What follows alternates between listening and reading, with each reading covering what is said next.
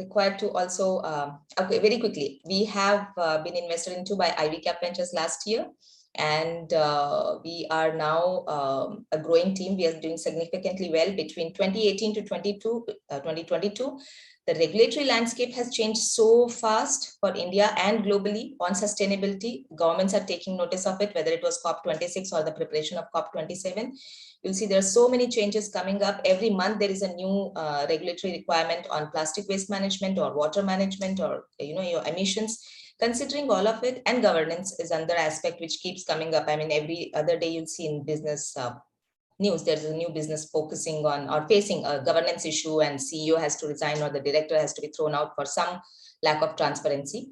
So all of these aspects are changing very fast, and therefore between 2018 and 2022, we'll see that Fandoro has now grown significantly, and we are making real, I mean, the growth is very fast in last 2 years, 21 and 20, end of 20, and between now, we are seeing significant interest. So that's a good positive change for us. And yeah, I would actually, looking at all your students here, we would definitely like to engage more on the internships with students here. Yeah. That will be all from my end right now, Rahul. Thank you, Smita. Thank you. Thanks a lot. Now, may I request Ms. Astha to talk about herself? Sure. I think I'll keep it very brief. I had the Startup India movement that was initiated by the Honorable Prime Minister. In a nutshell, our objective is to promote entrepreneurship and innovation in India. Having said that, whatever it takes to do this, be it the funding support, be it market access, be it ease of regulations, be it helping with policy making for the states, for the center, or providing international opportunities to startups. The team here works on all these pillars, and happy to talk about it further as we go ahead in this discussion. Thank you. Thank you. Thank you. Sandro, do you want to go ahead? Hi. Thanks. Hi, Smita. Hi, Asta. Hi, Rahul. Good to meet you. Both Rahuls. Right. So I'm Sandro Stephen. I'm from Indian Angel Network. I primarily look at investors and startups at IAN. I head the vice president position here, primarily looking at investor relation across the platform, which means India and outside of India. Indian Angel Network is one of the first few early stage investment platform which came into existence. From 2006 is what we've been in existence with. Founded by 5 guys who actually turned out to be the big guys in the ecosystem. Dr. Saurabh Srivastava, who was actually one of the more known face in the ecosystem and also a driver for entrepreneurship in India. He's one of them. Raman Roy, Alok Mittal, Pradeep Gupta, Mohit Goel. These guys actually came in and kind of set it up the full network. And Padmaja Baruparal was actually involved in driving the initiative, executing the whole plan out. So that's how we got started. This was the Angel Network and plus the incubator back then, early days. Now we are looking at the incubator where we invest anything from 25 lakhs up to $1 million. And the sweet spot being something like $500,000. We are sector agnostic that way. We do investments across sectors. On the other hand, we also have the fund. The fund looks at anything from 1 million to 4 million. The sweet spot is something like a 2 million round. We've done the first fund. We invested with it. It's a $56 million fund that we did, roughly about 350 crores INR. We're looking to now raise the second fund. The second fund is primarily going to be almost like a 750 to about 1,000 crore kind of a raise that we're doing for the second fund. If all goes well, then we'll soon come out with that. So that's what we do, primarily looking at investment, both at early stage and growth stage because of the fund now in place. Other than that, we do partnerships and work very closely with a lot of these government initiatives. For example, we work with not only India, but outside of India also. We work very closely with UKTI. We've been in partnership with them for the last 5-6 years. We work very closely with Startup India. We work very closely with state government, state-runs incubators like various small-time incubators, and also big initiatives like T-Hub or government of Rajasthan has its own initiatives, things like that. So across the whole spectrum of startup ecosystem, trying to support and enable the ecosystem to kind of grow further every day with our contribution that we can. happy to engage and kind of engage more. Good to see a good participation of about 157 people here in the room. Right? Thank you, Sandro. We are sure that we would get enlightened by your inputs. So, Rahul, may I request you to step in and talk about your work too? So thanks, Rahul. First of all, would like to thank you and your team at XLRI to give me the opportunity to be on the stage. As somebody in my times when I was looking at entering some good colleges in the XLRI was one of them, but couldn't make it for other reasons. But happy to be a part of this engagement today, and I feel it's a privilege to be interacting with the students and the other stakeholders involved. I work for Microsoft for Startups. This is a pro bono initiative run by Microsoft since 2011. It's been involved in supporting startups mainly from the technology side. And the evolution has been in supporting growth stage companies to product market fit. And now we have sort of revamped our program, and now we have started supporting startups at idea and early stage as well. So we do a bunch of things apart from technical enablement, supporting startups with providing expertise on some Microsoft technologies, how they can use that to scale. And as a program manager, my role is also to work with partners in India. So especially looking at the VC ecosystem, how we can support some funded startups. But apart from that, I'm open to working with any kind of founder who wishes to explore the startup space. So happy to getting involved in this discussion and working with partners, and look forward to the panel as well. Thank you. Thank you, Rahul. Thank you. So thank you all the panelists, and I must thank our team for bringing together the stars of different fields. And I'm sure that our audience are going to get benefited in these 1 hour, 30 minutes, like anything. So before we start, I just want to give a brief background of what this discussion is about. So majorly about entrepreneurship and what are the challenges there in our startup scenario currently. So there was a time in India when it was difficult to raise even $10 million for an entrepreneur. But now if you look at the current scenario, entrepreneurs are raising billions of dollars. Like that's what is happening in India. And there are reports which say that by 2025, India will have 100 unicorns. And if I go by the reports, so if I use, for instance, NASSCOM's Tech Startup Report 2021, it says that India is going to have unparalleled growth in all the sectors. Many records are going to get broken, and many records will also be set. So I was going through one of the reports by the State of Indian Startup Ecosystem Report 2021, and some interesting facts were given there. Like for instance, in India, there are 38,815 active startups working in India currently. And $70 billion was the amount was raised by 3,436 startups. And it goes without saying, fintech companies are actually on the top.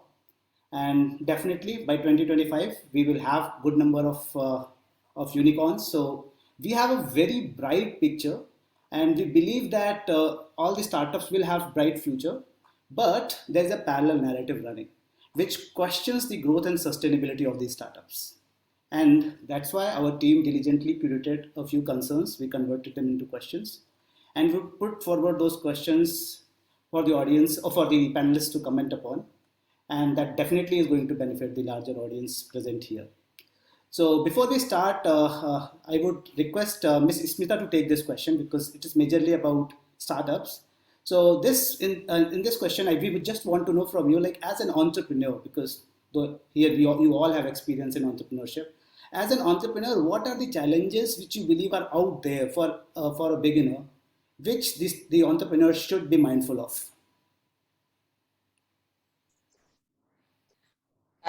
Do we have all day or like just very, very quick? The floor is all yours. I could go on and on, Rahul, with the challenges. And but I will try to give you a quick snapshot, okay? And things start very much at home itself for a budding entrepreneur, especially with the level of investments or the surety or the hit rate, as you may call, if 100 startups are applying for funds, or if 100 startups start today.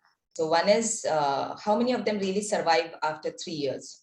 So it's like, we all know that the percentage of survival rate of startups, the percentage of funding. So I'll not get into the detailed specific numbers of it, but these being low, there is a low confidence in the families still to let their kids, really, instead of going for a campus recruitment or instead of going for a job, they have to be first if they just choose to be an entrepreneur.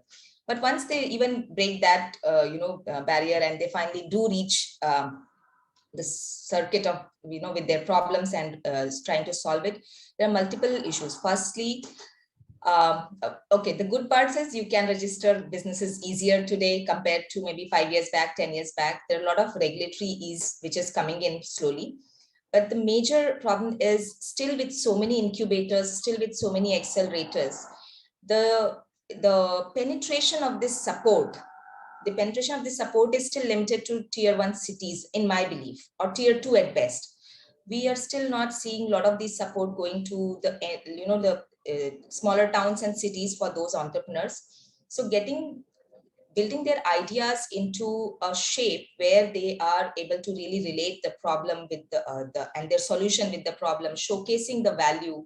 How do you market that solution? How do you show value in that solution in terms of, having enough access to data points wherein they can relate that solution they are producing with the problem and be able to showcase that value to the customers or be able to showcase that value to the investors? I see there is some gap there also. One of the things is definitely inability to sell. So even if you have a good product or a good solution, a lot of our entrepreneurs are somehow lacking that ability to, the passionate ones are good, but even to be there and say, okay, we are able to sell right away, that selling ability is lower. So some of them are skill-based things. So we do basic skills of the entrepreneurs. Regulatory space is okay, but then the investments at very, very early stage, and significant investments. We are talking about investments where even at the idea stage, there are a lot of these ideas which get funded, which are probably a copy-paste model of a lot of previously proven models. But then when there is something new coming up, particularly in the space that I see, the agri-tech, the health, education, the areas which have proven to be more resilient in the pandemic times. Like there are hotels which have shut down, there are luxury items which have shut down, entertainment has shut down. But if you look at the resilient areas of healthcare, of agri-tech, how much are we really investing into these areas? So ideas which are more relevant and more probably required by India right now, I feel we still lack a lot of support there. As an entrepreneur, finding cheaper or maybe more economical support for your offices, for resources, for hiring talent is a big problem today. It's a talent war there. You keep paying and paying and paying to get the right kind of person, and we are still struggling finding. I wouldn't necessarily say that the gap is still same as earlier between the students who come from institutions as fresher and what we really need at corporate. The gap is definitely closer today than it was, but we still have a huge gap there. The sincere, I wouldn't say sincerity, like I go to internshalas or some of the other platforms as an entrepreneur where I want to hire interns because I feel that they would also gain, and as an entrepreneur I would gain from smart people who wouldn't cost me so much. Half of them don't show up for interviews. So there's a different kind of problem on the hiring side. So hiring is definitely an issue. Talent investments continue to be an issue at a very early stage. Regulatory is better, but we could do much more. I think I would stop there for now. And of course, abilities, the skills that we have to, the skills you require to be an entrepreneur, if we could really, take it more seriously wherever they are learning, even if they are becoming a doctor or they become an engineer or they become a CA, there are certain skills like being able to sell. That's something that should be common across and be taught. I am still learning and I struggle to do that. And I felt I wish, that was something I did forever. Thank you, Smita. So, lots of challenges which we also want to discuss have been mentioned by you. So I will use your insights for asking a question from Mr. Sandro. So, Mr. Sandro, presently most of the startups receiving funding are in the area of technology sector, right? And if we are to have our own global platforms like Google, Alibaba, right, the funding must be diversified to other sectors as well. For instance, agriculture, healthcare, education, and alike, right? Now, how can we attract funding in these sectors if, for instance, we want to have a startup there? Well, honestly, I don't see an issue because the ecosystem is quite flat and open that way. When I'm saying that, what I mean is that gone are the days when we would just talk about tech as a, as the main thing. Now, tech is more like an enabler in any company that you look at, right? Even if it's a D2C company. If you look at any of these consumer cosmetic companies or any consumer parent, child parenting company, anything on those lines, right? So there are tons of companies which are getting well funded, heavy check size. You talk about the unicorns in India, let's say Boat, for example, or Lenskart, all these guys, right? So they're not really, tech companies as such, right? So they have a technology at the back end, which is more like an enabler to kind of help and sustain. And in fact, if you look at some of our portfolio company like Spinny.com, right? Spinny is selling cars, second-hand cars, like premium cars, small segment, everything, right? Now, it's actually a final product for the end consumer, but technology is the enabler to help reach out to larger masses. So that kind of brings, we look at Wow Momos, for example, right? So they're selling momos, the multiple chains, but at the same time, they're also using technology like a Zomato for enabling themselves to reach out to a larger market. And they also have their own app. They do digital marketing, promotions, and things like that. So in today's day and age, I don't see, just saying that, a tech company will get funded and a non-tech doesn't. Well, it's hard to kind of say such statements now because the market is quite open. There are tons of investors who are literally focused on specific sectors. So if you're looking at a D2C, which is a non-tech company, then there is a fund like a Fireside or a Sama Capital, Indian Angel Network, tons of other people who kind of look at it. So the opportunity is big enough. I don't see a problem there. And, right now, if you really want to pick on a sector, would be more on sustainability, climate tech. That's the one which is actually picking up. Now, even if you look at climate tech, I mean, yes, there is technology, but technology at the back end, right? But there's a lot of other things that you need to do in order to kind of make emission go down, right? So that's the motto. Like a net zero kind of a model is not just about technology, it's also about enablement, it's also about execution. So usme technology itna aata nahi hai. So eventually you would have to use technology, but the opportunity is big enough. So all the audience who's listening to me, 160 people, I see a number there. So if you have an idea which is worth exploring, get a mentor on board and start working on it, right? Whether it's a tech company or a non-tech company, doesn't matter. But just don't come into a me too model that acha wo bhi kar raha hai, main bhi yehi kar leta hu. It doesn't work like that. You have to create your differentiator to kind of stand out. Right. Thank you. Thank you. So on this question, I want Rahul to comment upon Rahul. So currently, like many startups are actually grappling with raising funds, right? And mostly the funds are limited to the seed rounds, right? And then there are other rounds as well. How can such startups raise funds for other rounds, not just for the seed rounds? I would beg to differ to that opinion, Rahul, because I believe in the last 1.5 years, the investor community has become very, very aggressive. Yes, there is a gap. I do agree on that part that not all startup founders have the relevant penetration or accessibility, but the ones that are even doing a little better than the rest, the market is wide open now. It's become an alternate opportunity even for people who want to multiply their money. So you have a lot of micro investors coming in, a lot of angel investors coming in. I never saw a webinar on helping people understand how to become an angel investor. So even that is now started to happen at multiple forums. A lot of communities are now coming up and supporting these people to invest in startups. So the demand is there from both sides. So a lot is happening. It's just that I think the kind of propositions and the pitches that startups make, it has to land in the right place and it has to impress people. In the end, you're asking for money, especially if you're at early stage, you don't have much to prove at the moment because either your product is in prototype stage or you're still under the 100 customer kind of a zone, where you're still trying to prove your entire model. So with so many variables involved, it gets a little tough to get the right deals in place. So I think focusing on having your teammates doing the right messaging, landing at the right places, being at forums, it will help a lot. But I wouldn't agree that there's dearth of funding. Yes, there are certain gaps which a lot of forums have now come up. But just an advice to startups who are looking to raise funds, I think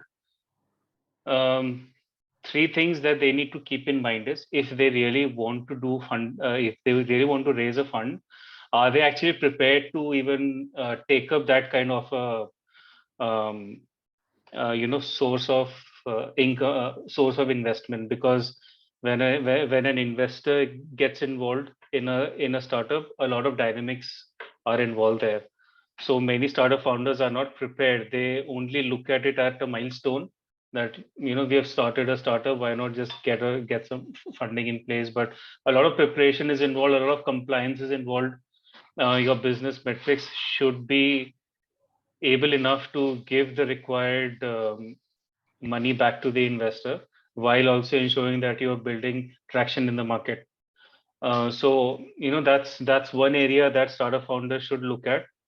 And the second part is they should actually assess that do they actually need a funding right now or not. Many bootstrap companies have now found out a way to just focus on their product or their business, and they have just not gone for any fundings. Physics Wala is a recently, it recently got converted into a unicorn, and it was bootstrapped until now. Seroda is another popular startup founded by Nitin Kamath. It never raised any funds, and it's clocking revenues in triple digits. If you look at some global examples, you have MailChimp, a very popular tool where which is used for email marketing. It never raised any funds when it started off. It's only after they reached a milestone they even thought about it. So founders should even look at this aspect, that do they actually need a fund or not. It is not a by default thing that if you have started a business, you would need external funding. So if your business model, if your skill sets allow you to scale a business without raising any external money, might as well do that. India is a huge market. Every business looks at India because of the sheer number of users it has. So these are some areas where startups should even look at when they are considering funding. I'll take a pause. I would want others to also come in. So, okay. So, Sandra, do you want to say something? No, very nicely put up, Rahul. I mean, this was fantastic. I mean, so just to add to what he just mentioned, so what I tell entrepreneurs is that, listen, exactly on the same lines, but slightly tweeted. What I say is that, if you have built something really unique and really valuable, I mean, you really don't have to worry about investors. The investor's job is to find companies which are scalable, which has its own value prop in place, to kind of chase them and invest in them, right? That's their business. They have to find companies like that. So if you have something really valuable, they will come chasing you. You don't have to go chase them. I mean, I've seen this happening. That's my job. That's what I do for a living.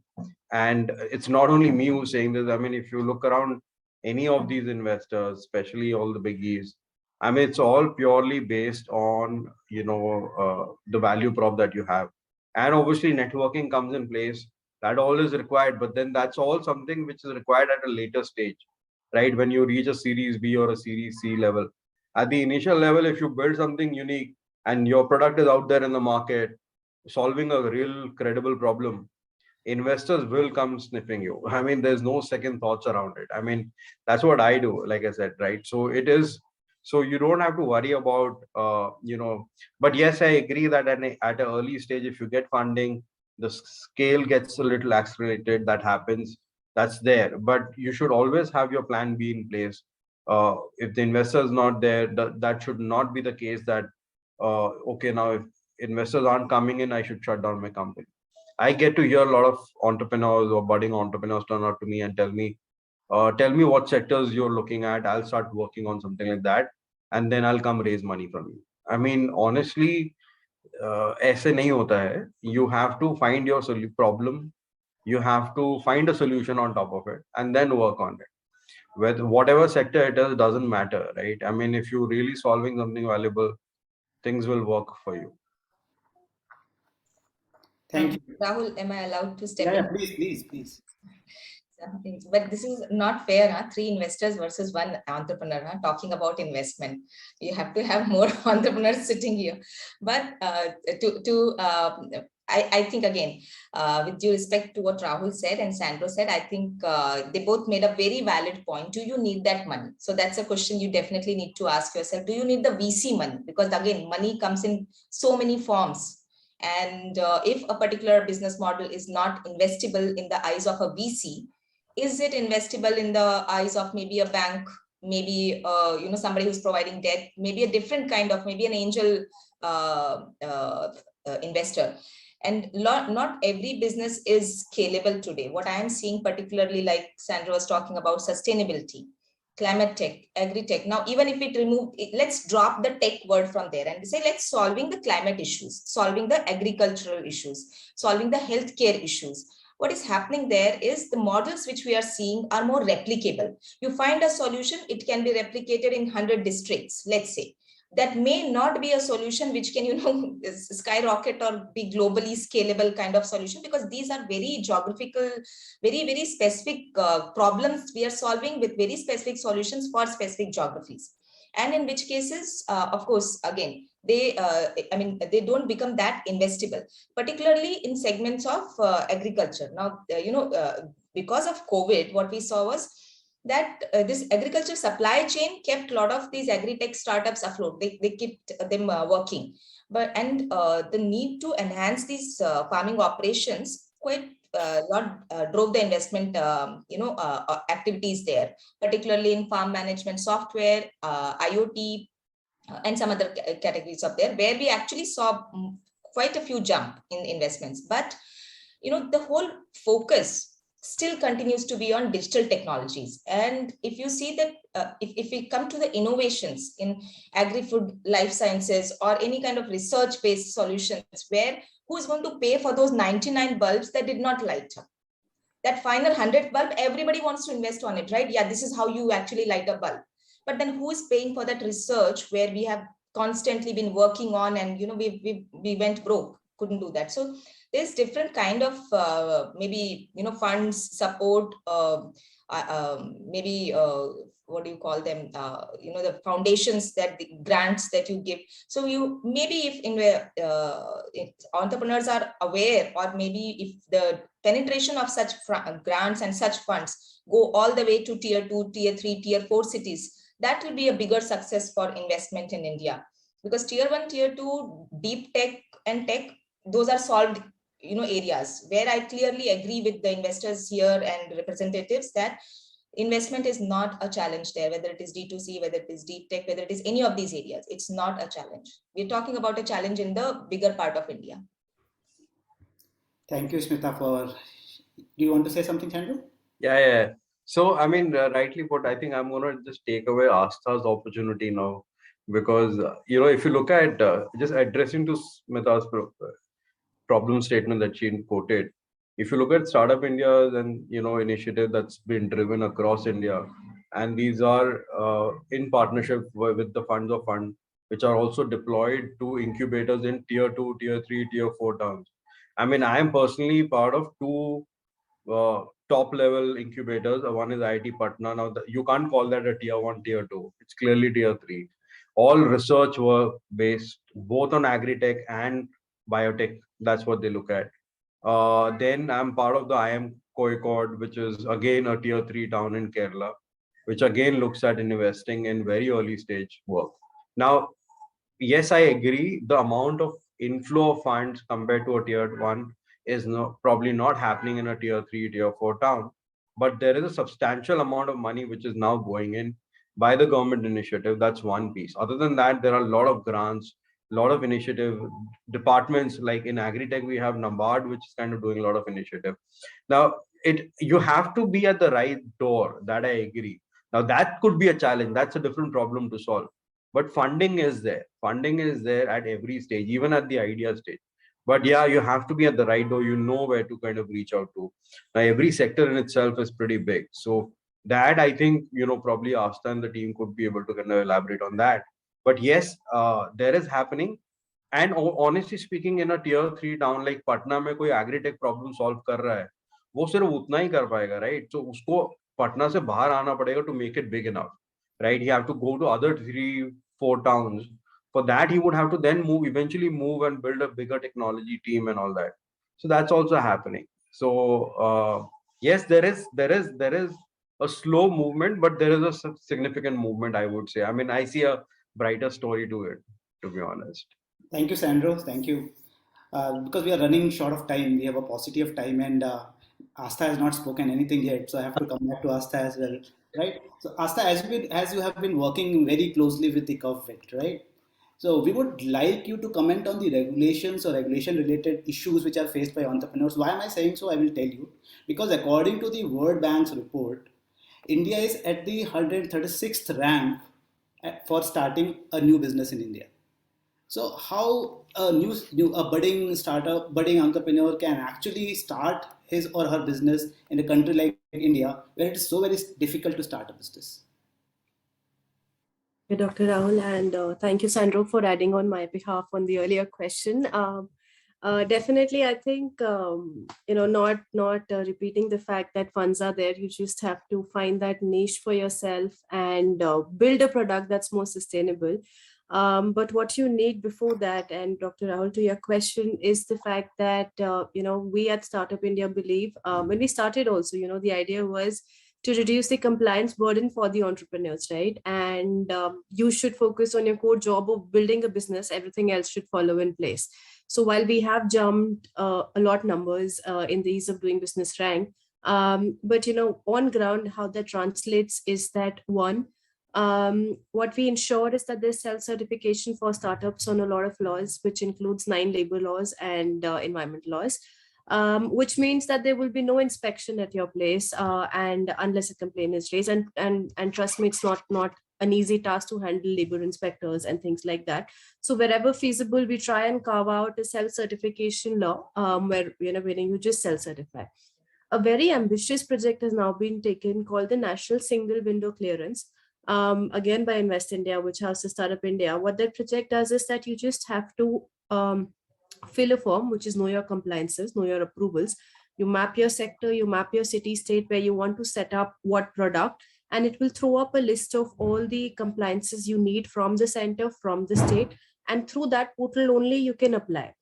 And if you're applying for any second approval after that, you will not have to upload the same set of documents or information again. So this was recently launched. The first phase was launched by the Honorable Commerce Minister Piyush Goyal ji, and it is underway. And there's so many applications already received. So if you are a startup looking for these approvals, you have one-stop platform called the National Single Window Compliance. Apart from that, what we also try and do is that, we do understand that startups are coming in newer and disruptive areas. So we never had a drone policy earlier. We never had an EV policy earlier. We never, we will come up with an e-pharmacy policy. So things like that, where disruptions are happening, where we feel that the disruptions are being made by the innovators, by the startups, and where we feel that these innovations need a level playing field with the bigger corporates. We try, we try and pass on the suggestions from the industry. from stakeholders like yourselves and make those regulations. So the EV policy of FAME 2 is already out. The drone policy was recently out. E-pharmacy, we are hoping to be out soon. So any policy work around this is also what we represent. And the third part around the policy front is that we often don't realize that for some of the products, the government might be the end buyer, right? You may be working or supplying with the government. So for there also, normally government के tenders क्या निकलते हैं, chairs के कपड़ों, tables, chairs, furniture and things like that. How do you fit an innovation in that angle? So with that objective on GEM, we created a startup innovation runway. And if you want any help with GEM onboarding, I'm happy to take this forward. GEM is a government e-marketplace from where all the central government departments, PSUs also procure. And within the JFR, which is the manual, we have made exemptions on prior turnover, experience, and the requirement for EMD for startups, so that they qualify to apply for the tender, and then they can have a level playing field. So nutshell, all that. And Dr. Rao, to your question, to your earlier facts, we're already 91 unicorns, so I don't think we'll have to wait till 2025 to hit 100 unicorns. I'm sure it will happen this year itself. And we have more than 60,000 startups as per the DPIT data. So yes, I think in terms of 1 lakh startups also, that should happen soon. Thank you for the wonderful insights. So just one more question I want you to comment upon, right? As you are saying that we are going to have 100 startups very soon. Now look at China, for instance. China has 7 times the number of unicorns we have in India, right? And they have 30 million startups also, which is actually, which is almost a population of a smaller country, right? So what is that they are doing it so very well and we are still struggling? To widen the perspective here, looking at only the unicorn numbers, 1 in every 1 lakh Chinese startups becomes a unicorn. If you look at that number in India, 1 in every 700 startup is turning out to be a unicorn. So compared to the base that we have, the pace at which we are growing is way, way faster. If you look at the startup movement in India, while the startups were coming, I would say it was around early 2000s, but from a government point of view, when the government started supporting, it was back in 2016. Whereas if you look at the Chinese ecosystem, they have been there since the 90s. So to compare two economies who did not start at the same time will also not be fair. And I think there shouldn't be a comparison at all, because for the unicorns that are being there in India, they have to compete for themselves. They have to sustain for themselves. It's just the starting of another glorious journey. Unicorn, I think I have to give it to the unicorns, to things like Shark Tank, to the support of entrepreneurs, to the support of stakeholders like Microsoft, and to founders like Pandro. Because of their support, because of their, today entrepreneurship is a household name, but it is just the beginning of another journey. It is a long journey where we have to give returns to the investors, where we have to come to a self-sustainable model. So that's the first thing. The second is, I think what things that China has really done well is that because of their rapid modernization, because of their deep focus, I think, on AI, on blockchain, which has sort of given them a more data-based insight. And like you say that, data is the next big gold mine. So that is what their strengths lies. And they have a lot of young consumer behavior focused on more personalized, more convenient, smarter products. To add to it, even the mobile internet transformed China way back in the 1980s and 1990s. While in India, the movement is still catching up, and we have come a long way from where we started, but it is still there. What I would like to sum up is that, look at the trends. It took us about, I've been here from the start of the journey of Startup India. For the first 10,000 startups that we had, it took us 800 days. For the last 10,000 startups that we added, it took us less than 100 days. So the pace at which we are growing is very rapid. My only concern is how we sustain it, how we make it profitable in the long run. Okay. And on a standalone basis, not in comparison with the US or China. Thank you. So there are a few other concerns which we arrived at by doing a research on what entrepreneurs are facing when they are running their businesses. And one of the important concerns which we believe should be discussed here is, I want anybody to comment upon it, especially Smita, because you are currently very much into active entrepreneurship. So like for instance, if you take a country like India, right, and we have a huge diversity in terms of culture, language, religion, right? So is it a problem to the startups in India that when they have to, for instance, target a particular set of customers, they have to use a different strategy? So because India has different types of customers, so they all keep struggling in different areas. Is it the reason that they are not giving the desired output? Okay. If at all, I think diversity is our strength. This is what I mean, how I would like to put it. Even in terms of startups or solutions that we are building, I think building any solution and making it vernacular is not a huge challenge today, to my mind. I mean, there are so many solutions which I could think which can immediately be made more vernacular. And so firstly, I would not want to give a lot of weightage to this aspect of it. Like I wouldn't consider this as an aspect or a parameter or a factor when I'm calculating the rest of the equation, saying how well a startup will do, how much the country's diversity or ethnicity matters or things like that. At this moment, I would not give it any weightage, but if at all I had to, I would say it's our strength as a nation to have that. I mean, look at me, if I make a business of, let's say I create a fintech app or I do some business and then I get an opportunity to put it in 20 different languages and have those channels differently. In a marketing way, I could think that, yes, I have to manage these many channels, particularly if I have to go to that level. But otherwise, mostly considering that English, I mean, the language, there are a lot of languages which are spoken widely in this country, English, Hindi, a lot of them. So so far, I haven't seen any negative impact of having a diverse nation, not just in my business, in others also. But again, I'm open to hear anything that other panelists have heard or experienced. Others also believe that diversity is not a problem. In fact, it's a boon to businesses. Yes, absolutely. In fact, whenever an entrepreneur is wanting to start a business, the perception should be that it has to be a globally scalable solution, not just having India as the only focus area. So if you have that mindset in mind, diversity is completely out of the equation then, because you are not just looking at India as a market, you are looking at maybe Africa as a market, you may be looking at Europe as a market, you maybe look at Southeast Asia as a market. At Microsoft, we help startups to scale at a global level as well.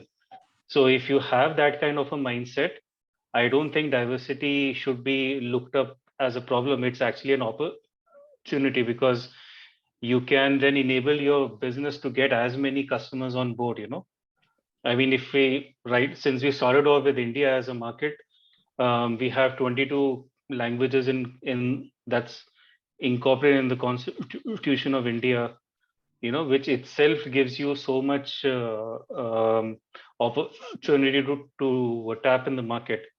And then if you are scaling at a global level, just look at the population that speaks Mandarin or even Spanish, or even Latin American languages. These kind of speaking, I mean, the languages that the population speaks is a huge market in itself. So diversity as a problem, I don't see it. Dr. Rahul, are you referring to religion or are you referring to even religion? Even religion. So see, it's a very religions should not be a point of concern for any entrepreneur. I mean, honestly, if you're thinking like that, I think you should just, I mean, either refresh your thought process or get to a job. I mean, you're not meant to be an entrepreneur, to be honest, because an entrepreneur is trying to solve a problem which is above all this. I mean, religion, come on. I mean, that's like the last thing on my mind, or not even on my mind, to be honest. I mean, if I were to, I'm a Christian, so if I were to build only something for Christians, मेरा market size उतना छोटा हो जाएगा कि मैं कुछ नहीं कर पाऊँ. And just being there, I'm not solving a big problem. I'm just trying to do something really small. I've seen entrepreneurs come in and kind of create apps on religious, tour, virtual tours, right? So Hindu tours of mandirs and all, right? But then their mindset is also कि आज हम ये बना रहे हैं, एक साल बाद हम दूसरे religions का भी बनाएंगे. That pipeline is ready. So their thought process is not limited to Hindu or Christian or Muslims, not like that. So firstly, I believe all the entrepreneurs who are listening to me, if you stop thinking about religion, to be honest, I mean, that's irrespective. I mean, that doesn't come in the equation at all as an entrepreneur. If you're thinking like that, you will never grow. Let's be honest. That's what I feel, at least. You should think about a problem which is a common problem for the world overall, right? I mean, for India, for the people in India, I think that's what you should look at. I'm sure that there would be many problems to solve. I mean, come on. I mean, this is not should be even a point of discussion, to be honest. Just to add, Rahul, to what Sandro said and what Rahul said very quickly, one sentence from my business end also is, while we have all agreed that diversity, if at all, is a strength for the nation, and of course, things like religion should not even occur. If religions occur to your mind, yes, you're not even ready for entrepreneurship right now. You're not ready to serve the humanity right now. So don't even think about building something like that. But even from looking at the trend of businesses, what is the trend that businesses at a large, canvas, how are they flowing? You'll notice a lot of localization, or I think we also talk about global and then go local. Something I forget what the tagline is, but going local is a trend from a sustainable local to global. Yeah. Sorry, local to global, something like that, right? Where local, now it's called local, right? But this idea of having localized businesses is a very sustainable idea. It's an idea to support local businessmen, local agro products, local things which you are building locally. You are encouraged to buy locally, and that from that perspective, these diversified pockets of various languages or various ethnicity, these are only better markets or more markets for such things, whether it is tourism, whether it is products. I think this is a trend that will continue to follow, not just in India, but globally. You'll see more and more businesses, their supply chains going more local. And that is something only going to be a strength. I think we lost Rahul. Hyper local, yes, somebody mentioned that on the chat. Hyper local is one term, local, yes. So I think, yeah, from a sustainability perspective, this is only a strength. Thank you. Now, Asta, I want you to comment on the kind of employees who are taken in startups. Mostly those who study in grade B schools, they don't like to join startups, right? Because this is a general notion. I want your comment or how you take it. The problem is that they believe that there's a risk involved if they join startup. But if they join a regular corporate, they know that they have to pay back their loans. There are lots of things which are there, right? There are loads which they have to actually shed. So I just want to understand, if a budding entrepreneur has to start a business, how can this human resource problem be handled? Sure. Thank you, Dr. Rahul. I think, had you asked me this question about few years back, I would say about 7 to 10 years back, even when I graduated from my college, yes, we were all looking for stable jobs. We were all looking for jobs that could pay us well. Fast forward to now, when, everything we eat, breathe, operate is now driven by a startup. It's no longer a boon. In fact, that value is more experienced. Second, I think Smita was mentioning it earlier, getting the right talent is a huge problem right now, which needs to be tackled. And because startups are paying so well, especially the ones that are funding, that have got their funding, they are expanding rapidly, and they are getting the talent at the start, paying ESOPs or by positions or by the exposure that they're able to provide. So definitely, I would say the risk aspect is higher when it comes to working for a startup, but the exposure, the learning, and the learning in an unstructured environment. So if you're someone who believes that I want to work in a very structured way, just the way an MNC does, maybe startup is not the place for you, and that's absolutely fine. But if you are someone who enjoys working through the hustle, who enjoys pivoting on a daily basis to come at the right solution, then definitely, that culture is only where a startup can provide you. You're free to experiment. You will fail every day, or you will fail more often than not, but you have to still encourage yourself to change and to continue to achieve the common vision that we have.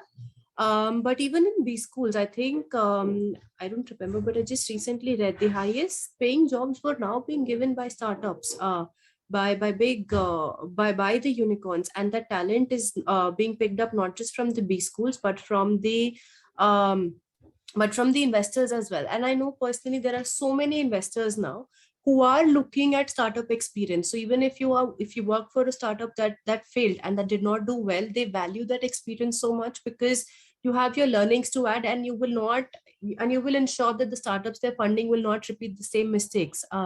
So those a lot of investors are looking at startups at startup founders who tried but could not succeed, and they value that experience. So the change is there, definitely. The ESOP policy has helped startups attract talent. Apart from the risk, if you enjoy the hustle aspect, then startup is definitely the place for you. And there are many places, many private places who are bridging these gap for startups. So a lot of business models are thriving on this, getting startups the right talent from not just academic institutes, but also from entrepreneurs. One thing which we also realized was that for employees where entrepreneurship was promoted, like Facebook, like Google, those employees also preferred then working and shifting back to a startup culture where they could where they were given more freedom and autonomy to experiment and drive and deliver something new. Thank you, Asta. Now, another concern which we believe is important and interesting as well is that the startups these days find it very difficult to change their products to the market, because Indian market is very difficult to penetrate. So, what is your take on this? If anybody wants to take it, Smita, you want to take it? Sorry, can you repeat the question? Okay, the question is like, if you look at our current market, Indian market, it's very difficult to penetrate. And this is the challenge which startups are facing, because they cannot take the product directly to the market, they have to struggle. So I want to understand your take on it, like, and what are the ways by which these budding entrepreneurs can manage to bring their products to the market, which is already maturing. Yeah, so, Rahul, and also to add to your previous question when Asta was talking about startups and the budding entrepreneurs, see, one of the things is clearly the ability to sell, right? That's the core of an entrepreneur. The ability to find your ICP, your ideal customer profile, the ability to find where is your right market. So now if we are seeing a marketplace which is maturing, whether and how well are you as an entrepreneur or your service matured to match that marketplace? This marketplace is huge, right? It's a wide spectrum of kind of customers. There are niche customers who require niche services. There are mass customers who require very templated cookie cutter approach for a lot of things. So I wouldn't necessarily say that it's a two-way difficulty. One is from the entrepreneur's perspective, from the entrepreneur's way approach. How are you approaching reaching that market? How are you packaging your service? Do you understand the larger landscape of that industry that you are serving? Do you understand your customer's pain point? How are you going to serve the customer's issues without just talking about your product's feature or your services benefits?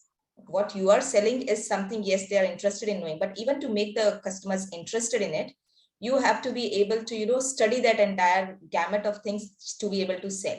So one is clearly, I feel even I have lagged it. So I no shame in saying that I'm still learning, I'm still struggling there, but we are making it happen.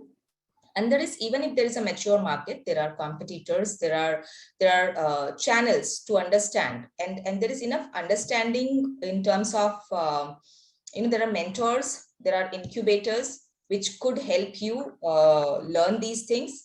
while they are limited. You were discussing about China versus India. China has like over 11,000, about 12,000 incubators. We have barely 500, 600 incubators in this country with a very comparable population. So given that these entrepreneurs would have difficulty in understanding a lot of these aspects, early aspects, where you have understood probably the problem, maybe you have a solution for it, but how are you packaging it? How are you taking it to the market? That has to come from maybe a little bit more maturity, where you need mentor guidance, where you need more networking, where you need more support in understanding that market. And for that, I think institutions like yours, or there is this Atal Incubation Center, AIC, that we have, right? Various institutions have that. I have seen entrepreneurs benefit a lot from those initiatives, where particularly I've been part of some of them focusing on women entrepreneurs. But otherwise too, I've seen such incubators and accelerators help a lot in opening up the doors for you. If you are a B2B, making those introductions. If you are a B2C, then helping you really understand where do you really go and build those channel partnerships or distributors, or various different kind of aspects. So is it difficult? It is, because if it was easy, if it was easy to be an entrepreneur, people would be easily making that decision that, okay, I don't want a corporate job, I'll become an entrepreneur. It's not easy. You have to struggle your way out. Everybody is not going to spoon feed you, whether it is Invest India for investment, or Sandro's team, or Rahul's team with money. Money is only a factor of it, which can amplify what you're doing. But you have to be able to prove your solution, find that market yourself, and to help there, definitely try to use incubators, mentors, and there are again so many available. While I say that the numbers are low, there are so many available. And there is how many of us really talk about it, the product or service, on social media? What is our effort that we are making to reach the market?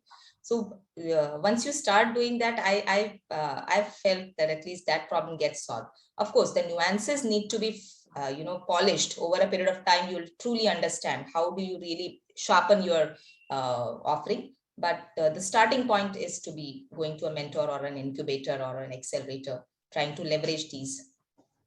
Thank you, Smita.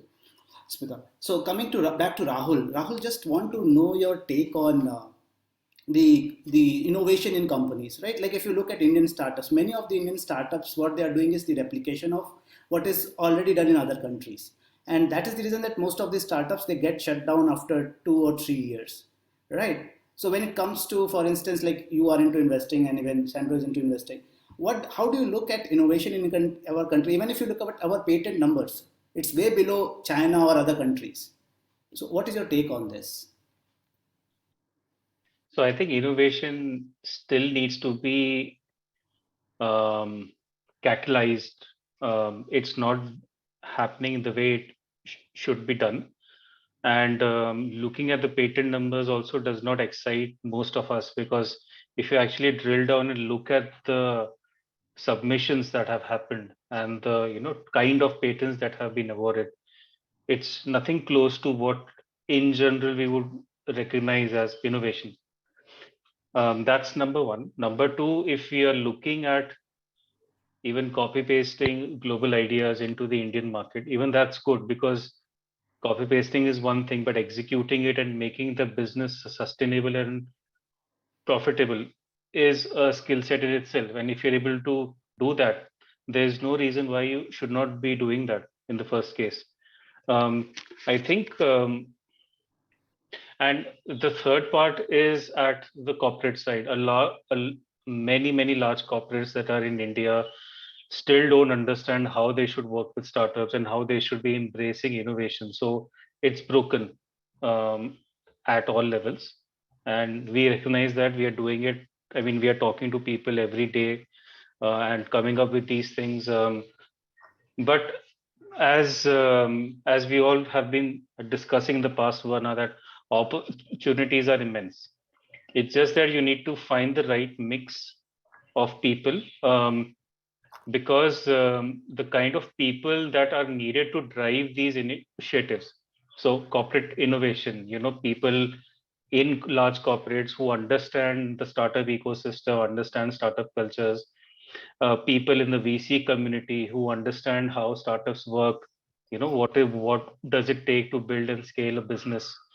People in government, people in private companies, people in small businesses. So we need such people who can drive these initiatives. That's one thing which will try to address this issue of this broken system, where people can come together and try to fix this. A lot of corporates, I mean, I think the last number that I came across around 2-3 months ago is that there are around 250 corporate innovation programs live in India. So there is an intent, there is a definite focus, and a lot of investment and a lot of resources have been put in by these large corporates to work with startups. It's just that I think the kind of people who are driving it, that needs to change, and we are trying to do that. A lot of communities have now come up. The most popular that I have always quoted is Head Start. People in Head Start are spread across these different stakeholders. People in government are also working with Head Start. People in VCs are also working with Head Start communities. And these are all people who are volunteers who have passion to work for the community, for startups. They may not necessarily be founders themselves, but they just have the passion to help people.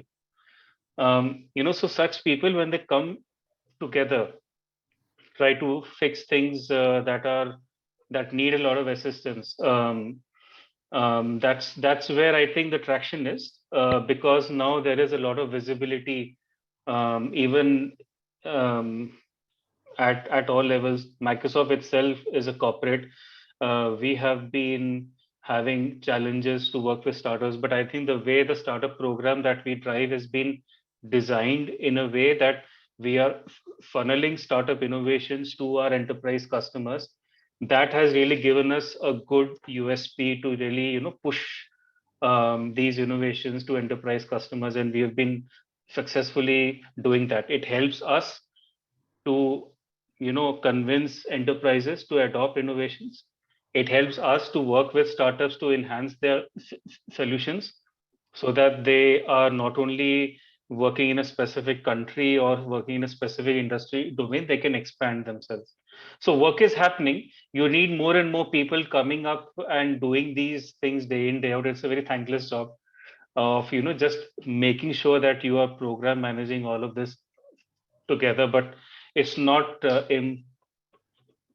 impossible. I would like to quote my own journey. I have no founding experience, I have no startup experience myself. Very briefly, I had an opportunity to work with a friend just to get that hands-on experience of what it looks like when you're working with a startup on a daily basis. But if you are working with communities, if you are working with forums that are promoting and doing meetups, helping people get together, get connected, I think that in itself is solving a lot of problems. So that's how I would like to put up, and as my last thoughts also. And I'm happy to also look at, we are already in some ways working with Startup India. We are working with IN. Smita would encourage you to reach out. We support SaaS companies as well. So yes, these are ways in which we can try to reduce some of the problems that are there around us. Thank you, Rahul. Thank you. So, Asta, just a quick question, if you can give us a quick reply as well. So, from the government end, are they supporting startups which are into, for instance, elevating poverty or bringing such similar changes? So, is there any step taken by the government to support such startups going beyond what they regularly do with regular startups? Yeah. So I think for us, the definition definitely is broader. So, it's not that we are only looking at tech startups. What we say that any company which is into innovation, job creation, or wealth creation, not more than 10 years old, not earning more than 100 CRs in revenue in any single year. So that is a very wide spectrum of companies that we have covered. The specific sectors that you have mentioned, be it social impact, be it working towards poverty elevation and things like that. I think periodically what we also do is we work with the ministries that are directly concerned with this. So for example, we are now currently working with the manual scavenging solutions so that could be implemented pan-India. We worked in the past with CRPF so that soldiers could have instant blood clot solutions. We worked in the past with NSG so that we could look at counter-terrorism drones that could help us in those cyber terrorism solutions. So things like that, I think we keep on doing on a periodic basis with different ministries as their parent. And what we would also like to say is that, through the grant funding scheme that we have recently started, which is the seed fund, where we believe that at the early stage, when you need more handholding, and I'm not even talking about equity investment, I'm not talking about debt, I'm talking about pure play grant, which comes at a milestone basis to you. So if you're an entrepreneur just in the starting of your journey, definitely look at government grants as well, because that gives you the right push to accelerate your journey in the start and the support. I think that is also through that channel we are looking at supporting these sectors. And like Sandro was mentioning, that grant goes through incubators to entrepreneurs. So you have a mentorship and a handholding pipeline also in between. So yes, Thank you. We are already running short of time, and this is one final question which I would ask from Sandro, because that is something very close to Sandro's heart. So Sandro, just if you can give your views on on how to actually promote sustainability in regard to nature or environment in the startups, because that is something which you love to discuss. We want you to talk about it, like how important it is for the startups to keep that also into account. So, this is the new age sector, to be honest. Everyone is talking about it. And everyone wants to kind of do something good here because of a simple fact that, it's going to eventually impact our future, our environment right now. Today, we live a life, but for our future generations, I mean, it should be still a place to live where people can still live, and it has to be livable. So in that case, obviously, climate tech is kind of taking a major step. I mean, at IN, we do across sector. It's not only that, but on a personal interest level, I do look at this sector and have keen interest in kind of contributing whatever best I can. But having said that, if I look at all the ecosystem around, there's a lot of initiative happening in terms of making net zero as a solution. Practically, it can't be 100% possible, but whatever little that you do, I think will eventually make our life better and our future generations' life better. Just to give an example, of a company that I recently met, which is actually doing something on the, zero waste management in a process of emission the waste. So, for example, if you look at any of these consumer companies, right? So, let's say Mama Earth, just to give you an example, has a lot of products that they sell, and their products are based in plastic containers, and that's been sold out. Now, when the end consumer uses the product, it's actually gone, the plastic containers are gone to landfills eventually, right? Now, from there, it takes, ages to kind of degrade and kind of decompose and all that. So that kind of creates a lot of problem. Now, what I met this company based out of Jaipur. So what they do is they kind of have these rack pickers where they've kind of tied up, and they kind of, what they do is they collect all these plastic waste, irrespective of what form or what, what quality of plastic it is. So they would collect all the plastic of a certain volume. For example, if Mama does plastic consumption of say 10 tons a month, then Mama Earth will give an order to these guys to recycle 10 tons of plastic waste every month, right? And to do so, Mama Earth is actually investing for every plastic. So 1 kg would be about 25 rupees, to give you an example. So just think about, just do the math. So 25 tons, they're doing that. And what the company gets out of this is, it's about actually doing net zero for them. So what they're saying is that, listen, I produce 10,000 tons of plastic every month, but at the same time, I do recycle it and give it back to the ecosystem so that it can be reused in certain ways. And so goes for other companies. So for example, Blossom Culture, right? So that's another cosmetic company. So they're very specific, very niche. They kind of take their own plastic back from their end customer, and they recycle it, and then they resell it. So like this law, I mean, these are very small initiatives. Like these are a lot of initiatives that have been driven. There's a company that we've recently invested called Boston Whitewater, even I've kind of looked at it and invested in it. So they kind of recycle water to the point of, I mean, waste and water to the point of uh, uh, sewage waste water can be recycled and made drinkable. So it's a saying that if you're, and this is not a new technology, to be honest, it's a new technology in India, but if you go to Japan, and it's a saying that if you stayed in Japan for 3 days, you've consumed a recycled sewage water, recycled and then it made drinkable. So you've consumed it. So I mean, obviously the thought kind of gives you that, you know, you drinking a sewage recycled water, but actually you won't even get to know when you consume it. So that's the technology that's happening. Then that's the recycle. That's the whole giving back to the ecosystem, which is coming back, right? Otherwise, what's happening? All the waste goes to the landfill or to the ocean, right? And then the nature reacts by itself.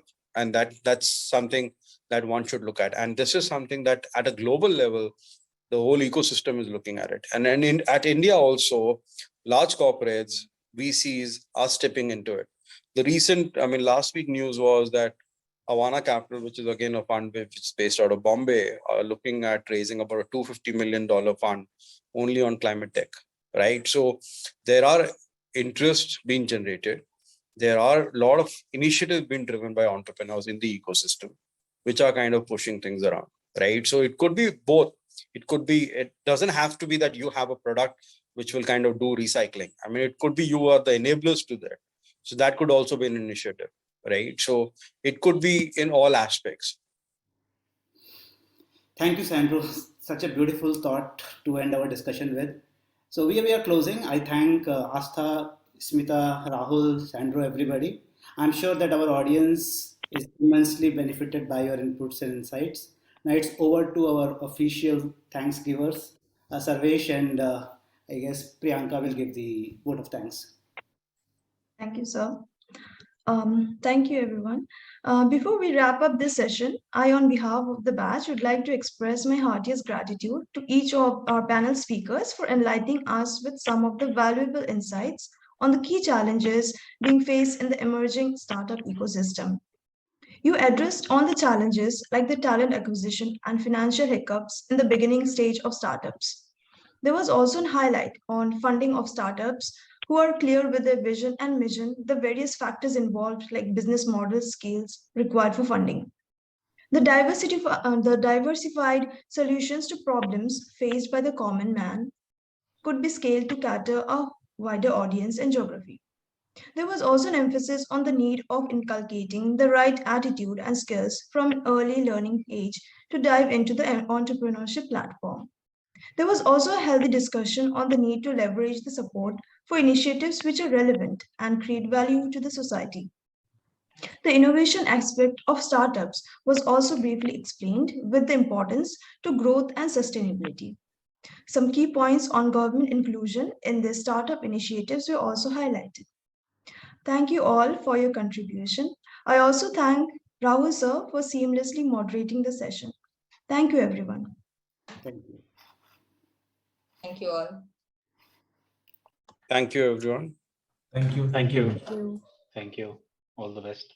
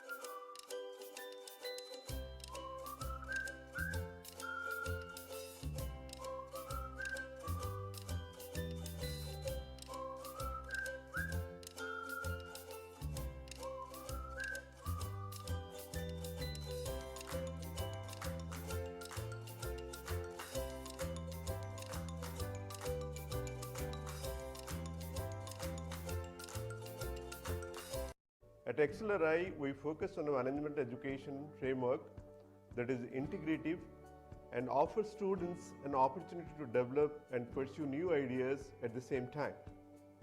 We constantly evolve our curriculum in line with changing economic and social landscapes.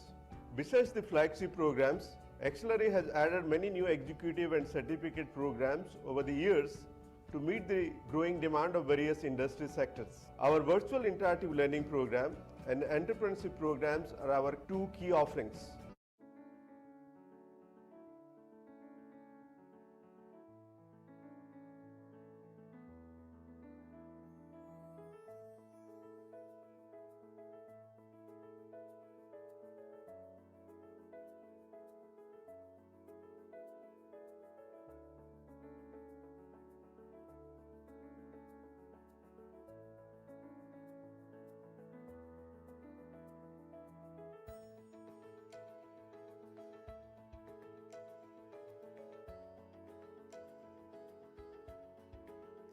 Learning at XLRI is different from the way learning happens elsewhere.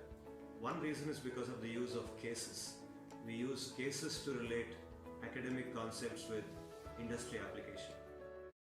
Two dimensions that I would talk about: sustainability of our leadership, our journey in our leadership, sustainability of our careers is dependent on ethics and how we live a high ethics, high integrity life. Back in the days, before any of the other institutes started doing it, we had business ethics as a compulsory course. For me, that consonance of my own ethical framework with the institute, and now my own ethical framework with my company, that served me immensely. So today when I stand and talk about ethics, it comes from this core of me. And Excel helped frame this and help give it shape even before I knew what this was all about. And now it's who I am, it's the core of who I am. Gave me confidence, Excel gave me purpose, and Excel gave me a lot of confidence to try different things. That's a huge set of experiences I had. And that stood me in good stead because I went to become a management trainee in Hindustan Lever, where I could never have been without the Excel ticket, and without having excelled in Excel, I wouldn't have made it to HUL. And I've been with Unilever all 25 years of my career, so clearly the move from Excel to HUL was great for me. I really think that Excel has grown from strength to strength. It's maintained its reputation. There are a number of students who continue to excel year after year and have created a community of very successful professionals in India.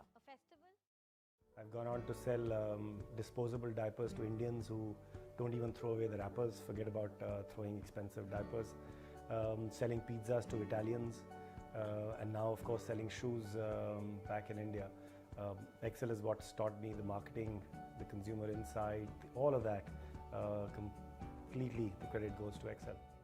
Associated with it from 1983 to 85, and it has helped me think about the society a lot more every day of my work and every day of my life. Excel gave me the experience for 2 years in a community living, and I benefited a lot. I made some of my best friends there. Secondly, it instilled in me the values that XLRI stands for.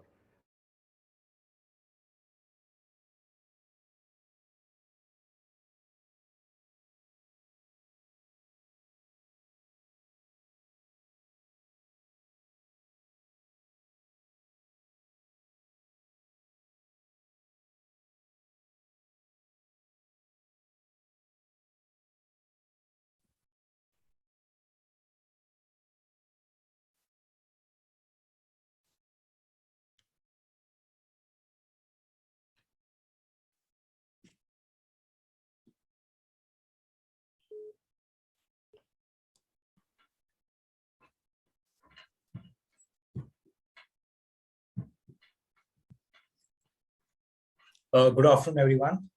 Welcome back to another interesting session in Ingenium, a startup conclave from XPGDM batch of 2022 of XLRI Jamshedpur. This session's topic is Transformation Redefined. This session will be hosted by me, Aditya Matre, and Tanya Roy. we would like to encourage all the participants to actively engage and utilize this opportunity to gain valuable insight from our dear guest. That said, I would like to take this opportunity to introduce our guest speaker for this session, Ms. Harnoor Kaur. Ms. Harnoor is the co-founder and the head of digital manufacturing at EVH Ventures Private Limited, which is a startup electrifying India's logistics through indigenously designed and emissions-free electric commercial vehicles. Ms. Harnoor graduated in software engineering from RBU and completed her business management degree from PU.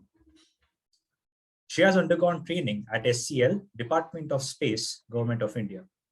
Her last 2 assignments have been startups, creating growth strategies, marketing, and strategic alliances. Before her startup days, she worked exclusively in forensics for Data64, Techno Solutions Private Limited, and in patent research for United Legs Private Limited, where her team managed the patent processes for many Fortune 500 companies, including Microsoft. On a personal front, she volunteers at SPCA as an animal rights activist, where she focuses on providing better living conditions for stray animals. She desires to create an animal rights and their protection a global issue. Welcome, Ms. Harnoor. The floor is yours. Thanks, guys. So hi, thanks for the great introduction. Again, I'm Harnoor, a co-founder of EVH, and I'm here to talk to you about what it really takes to drive change in a startup and as an entrepreneur. Before we dive deeper into the heavier stuff, I'd like to share a little bit about myself. In the past, I've worked with startups in various capacities, as they always say, you know, when you work in a startup at whatever level, you wear so very many hats, you know. So I've worked in areas like growth strategies, marketing, patents, and, alliances as well. I've also been trained as an engineer in semiconductors laboratory department of Space India, and which really fed my curious mind about technology, about efficiencies, processes, how they derived, about infrastructure, and which really helps me with what I do at EVH today. And we'll talk about EVH in a little bit. So let's get started with these 3 fundamental questions, which I believe is core to any entrepreneurial, to any entrepreneur and any startup journey, which is what it really takes to get your hands dirty with your own gig, how to nurture that idea and make it successful, and what is the initial throttle. The initial throttle means what it really takes to get the ball rolling. So I'm going to begin with something that really resonates with me. This is what Craig Mapp said, and believe me, it's not a cliche to have just posted a quote here, but I'll share with you in a little bit why. So what he said is that if you can film an idea in your mind and follow that film idea shot for shot, scene for scene, and then that idea is really worth making. Now, why did I place it here? It's because I'm going to give you an example that we have all at some point in our life, that we've had $1 million idea, and I need you to realize that I need you to join me in an exercise. Nothing too tough, but just close your eyes for a second. And step 2, think about the last time you were frustrated at something, maybe standing in a queue waiting for something, maybe cursing your favorite brand that they don't make customized clothing, or maybe wanting to start like a teaching course or something, that you feel that you could really teach better and is important for the world to know. And step 3, deja vu. Only about maybe 3 months later, 6 months later, or however time later, you see somebody already working on these lines or has already launched a startup addressing some of your frustrations. Now that right there was your opportunity at being your own boss, and you missed it. Now we often miss opportunities because they are dressed like overalls and look like a lot of hard work. If you're ready to latch on to the idea that you have next time, then let's look at what it is really like to be an entrepreneur. And, essentially it is a transition from the usual rat race to creating something that you believe in, and believe you me, it's very difficult to leave the, inflation the lifestyle, which is at about 95%, you know, and leave your cushy job and and look at something of your own. And also the ecosystem, basically, which are the enabling factors to help you achieve your goals. The enabling factors are your team, you know, your value creation process for your customers and your employees. So when we talk about mindset to create, like they say that, oh my God, you know what, it really is a mind game. So what is it all about? So when we talk about mindset to create, let's look at what it means. Risks are associated with all jobs, right? We multitask and do whatnot. We take leaps of faith. And the CEOs of any company, they would take risks to prove a point. And so do employees at all levels to drive a change. But the life cycle of an entrepreneur is nothing without taking risks and pushing limits. No doubt it seems scary at first, like really scary, but the impact of the goal-oriented risks are core to a startup's journey. The impact of a risk well taken could help cause differentiation for your brand, or even induce behavioral change in the customer, which could be only exclusive to you, you know. And the word exclusivity is huge when you start your own gig, which is really habit forming, and it is gold. It is really gold. With little to no support system, it is very important to set a goal and further break it down into sequential milestones. You know, this helps you stay motivated, because many times when you just done with a, you know, hard day's work and you've come back and, you know, people start asking you questions, ki aaj kya hua? Was it good? Did you get anywhere? You know, and this is what I'm sharing is a little bit before, you know, you have your you know, your product in hand or something that you could really present, or it has materialized, right? And it's important to really interact and learn from great minds, people who've struggled and would actually tell you the truth, you know, and not act like demigods. It's important to really read into biographies and look at milestones, which is really very important. Now, in order to achieve these goals, it is crucial to surround yourself with people who are brilliant, definitely, who are go-getters, but most importantly, people who share that vision that you have. Do not ever compromise on the vision part, because you need to understand that day and night cannot dwell together. Yeah. During this stage, when you're growing your team, it is of utmost importance to also set processes and the right infrastructure for the people in your organization. These processes will help. These processes will help everyone and helps reduce emotional, physical, and physical burnout. So, you know, in order to sort of enumerate, in our behind the scene days, we were 3 to 4 people working on the part train. And on a really daily basis, we'd have to go, you know, and purchase things like small ticket items, say for 500,000 rupees. Maybe it was a wire or a small sheet metal part, you know, to create a test bench for us to validate a product. And after we validated our tech, again, you know, remember I told you about like a small little roadmap. So yeah, when we validated our tech and then got funded for about $28 million for our expansion plans, our daily spends skyrocketed from 3 people to 30 people, you know, spending on different technologies. And different technologies, I mean, see, this is just one person doing one thing, and then suddenly when I talked about, you know, getting a team which has a vision. So, you know, with EVH, we don't really sort of hold anyone back if they want to explore technology and sort of, you know, try to put it on the platform. Yeah. But then, you know, suddenly we were 30 people spending on different technologies, almost 10,000 rupees a day. And we realized that we needed some method to sort of control this madness.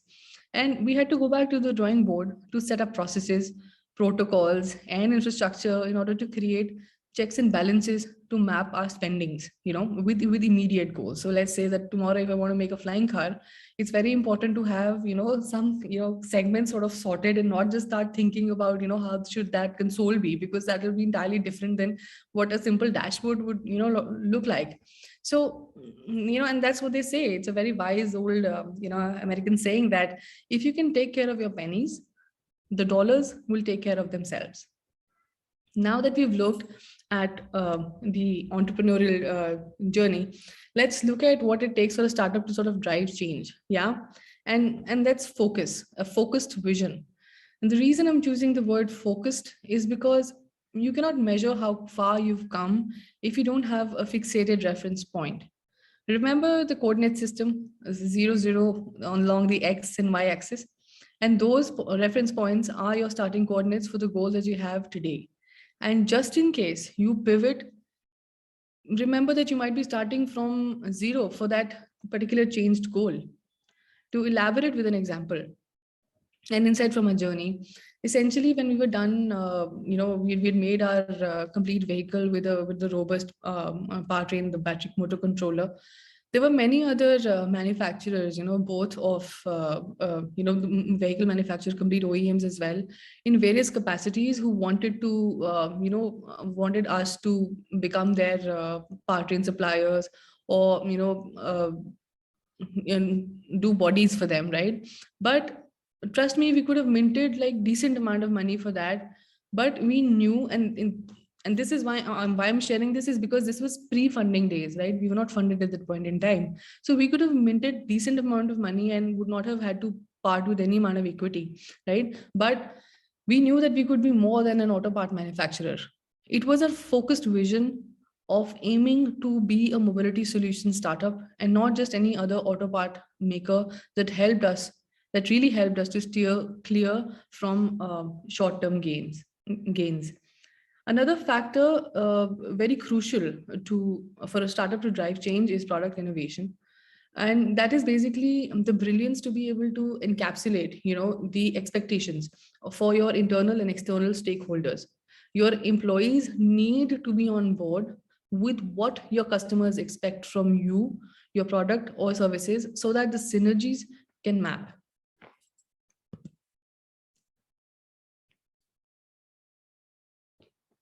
So one thing about efficiency is that it's a collective effort. As a startup, we don't have the luxury of time or money, but the pressure to perform is really strong. Hence, it's important to create small little buckets of efficiencies that sort of connect as we go forward. A simple example that even you would understand is a flow of information. Like when you have a teamwork setup, you divide your tasks, right? And it's very cumbersome to sort of run after someone to review their work or to know what's happening, So sometimes it's easier to sort of look at great softwares like Asana or Slack, for smaller startups as well, when we don't really have a lot of money to mint, but we want to make sure that there are efficiencies that we are creating in whatever we do. It's better to invest in a software that helps you. And other buckets of efficiencies that are essential are sensitivity, discipline, and expectation mapping. And the only way to get these things done productively, seamlessly, is to be on the same page with your teams so that the efforts for these goals can multiply. To make great products, it is essential to understand what your customer needs and requirements are. In order to achieve these, one can choose to conduct various surveys and experiments till you get it done right. Customer insights are gold, because not only are they your end users, but they help create your product, with the right kind of innovations, improvisations, and which will eventually help you launch the product right. So for us with EVH, I'm sure that you've read that we've been doing our trials with Amazon from the past, let's say now almost 1.5 to 2 years. And this vehicle was co-created for those guys. So there was a constant beck and call to understand what they need. If they really spoke very well about the ergonomics for the driver to be right, because this is essentially a driver's job to sort of get out of the car and get out of the vehicle, open the door. So light weighting was required for how many times the driver opened the doors. That was calculated. How many times did he have to turn back, move forward, and the right kind of cubic footage, the cubic space that was required, that was we brought it down to that level. And that's that's something that helps you launch the right product. Yeah. Now, what does all of this lead to? All of this leads to transforming businesses and lifestyles in the ways that only you thought was possible, because again, it is a mind game, and it's you and what you think is possible, and you slowly and steadily map that onto that trajectory of growth, and realizing how even small changes can help your customers make do things better.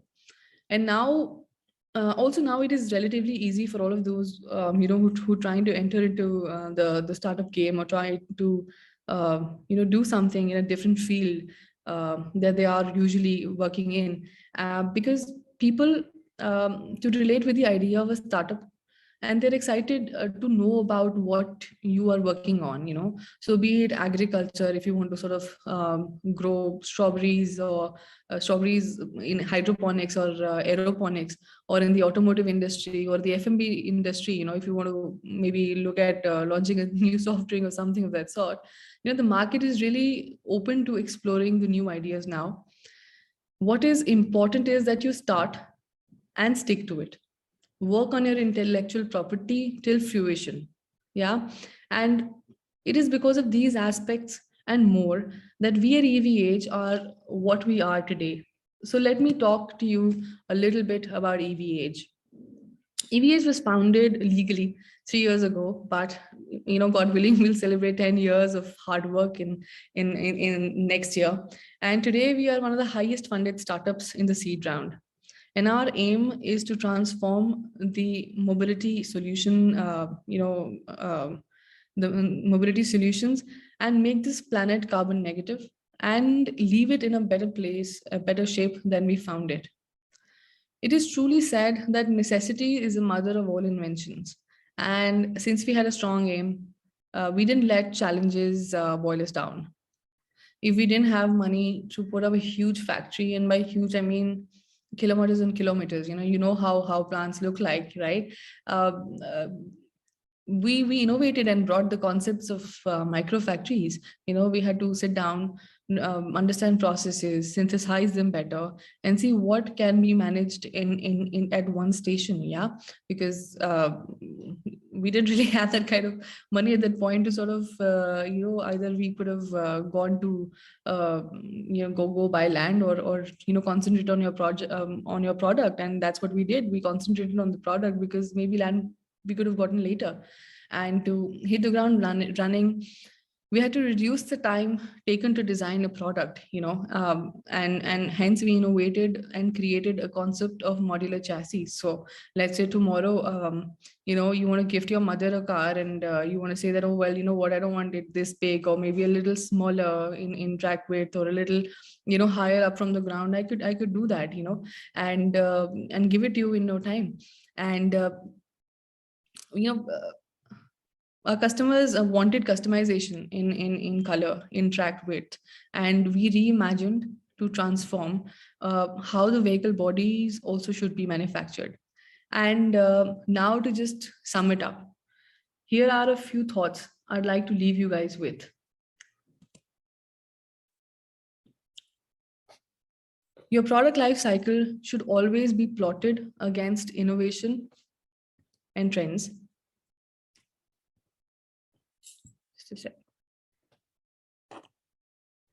So your product life cycle should always be plotted against innovation and trends, so that you always are ahead of the curve. Now, imagine if Google had really stopped innovating, or stopped working on their product, if when Yahoo and Bing and all of these search engines came in, Google would have been dead. And you can't really imagine a world without Google, right? It's become Google Guru, or Google Dev, as we call it. And of course, the second one, this is something very close to my heart, which is the most important relationship that you're going to have is with your belief system and your vision. So make sure it doesn't get swayed too much by people who try to intimidate you, and make sure that this is cohesive with the sense of purpose that you and your team share. With that, I'd like to end this presentation. And if you have any questions, please feel free to ask. Thanks.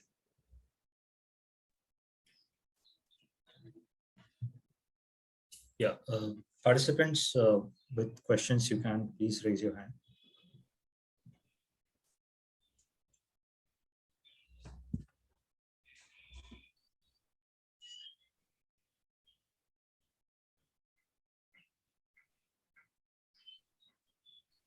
Yes, Nupur.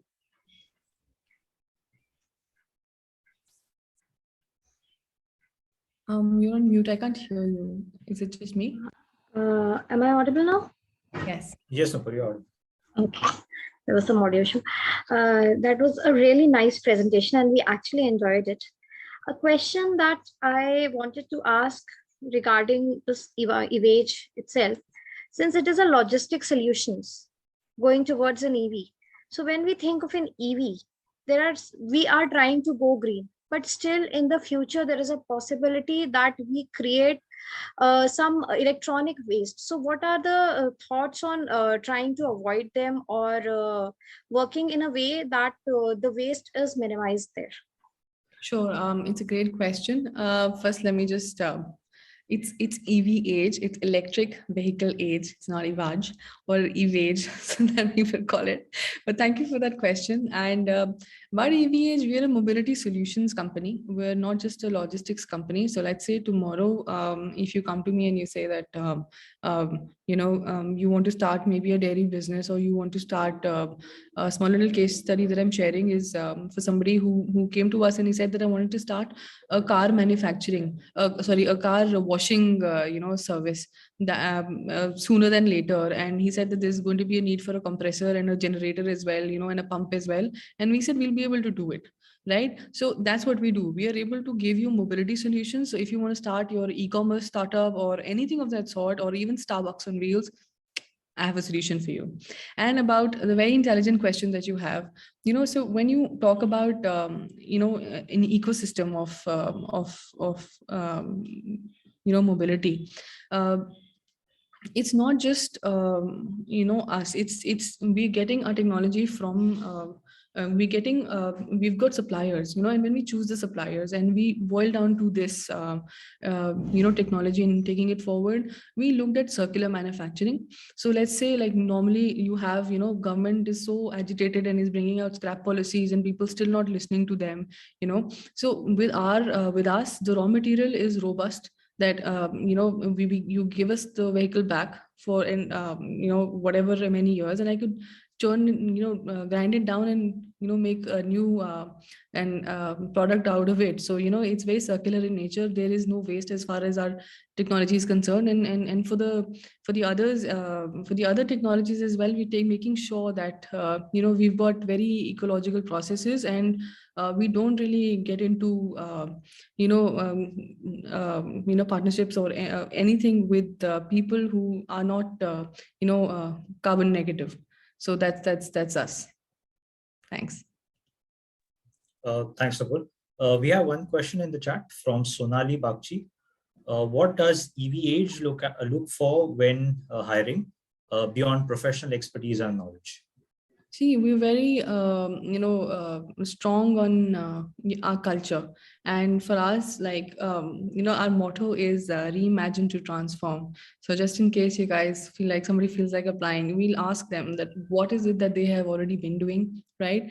And if you got a chance to do it again, how would you reimagine to transform that process itself? So whether it's hiring, or whether you say that you want to get into vendor development, or you say I want to drive sales for you, I'll ask you, like, how would you ideate to sort of question the status quo and bring in your bit, because as a startup, it's very important for us to give people, our employees, a chance to sort of really contribute with all the knowledge and more that they have to give.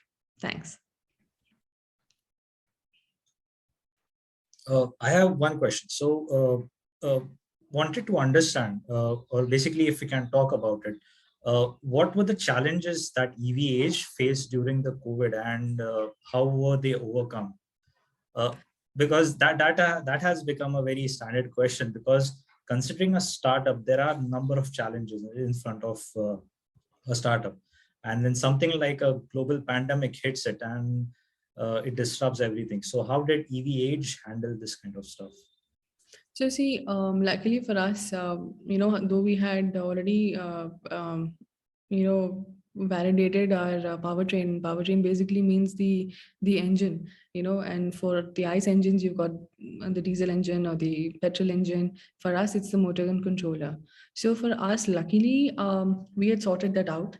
And so we didn't really have to be actively there at the factory at that point in time.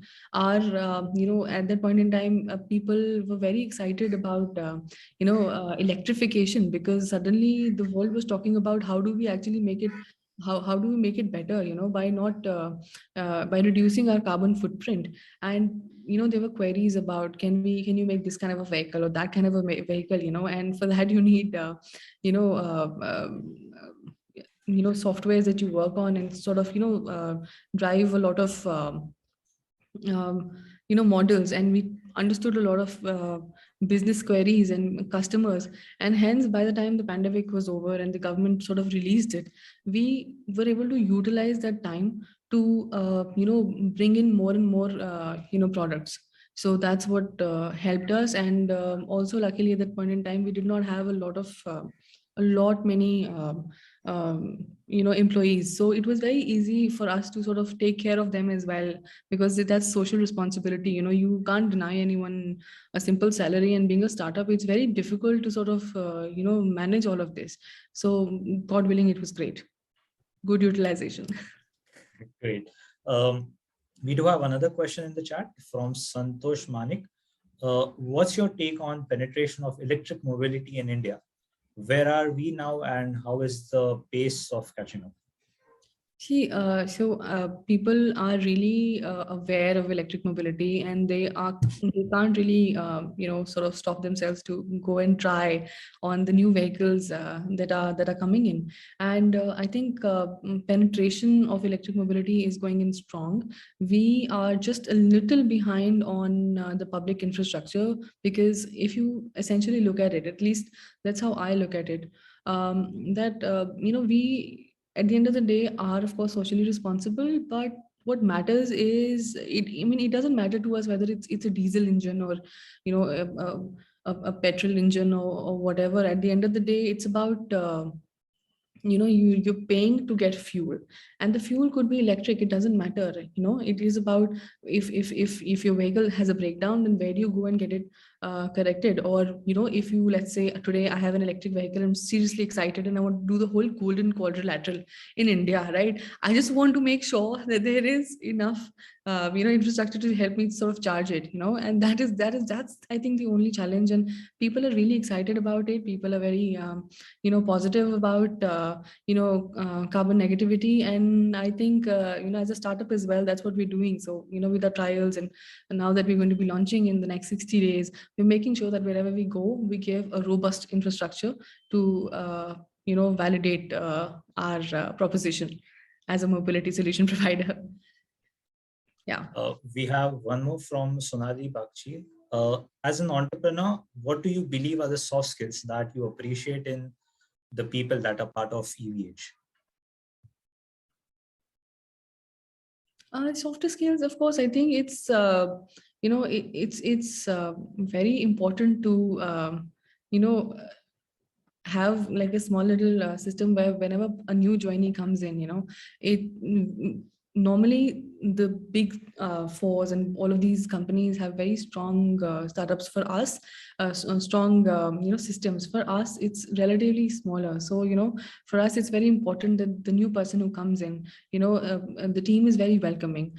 So that for us, it's important to get the person in and share our viewpoints, share the vision, and the person sort of starts to get rolling. We don't tolerate disrespect of any sort, and there's a lot of pressure, but it's very important for us to us to make sure that our employees understand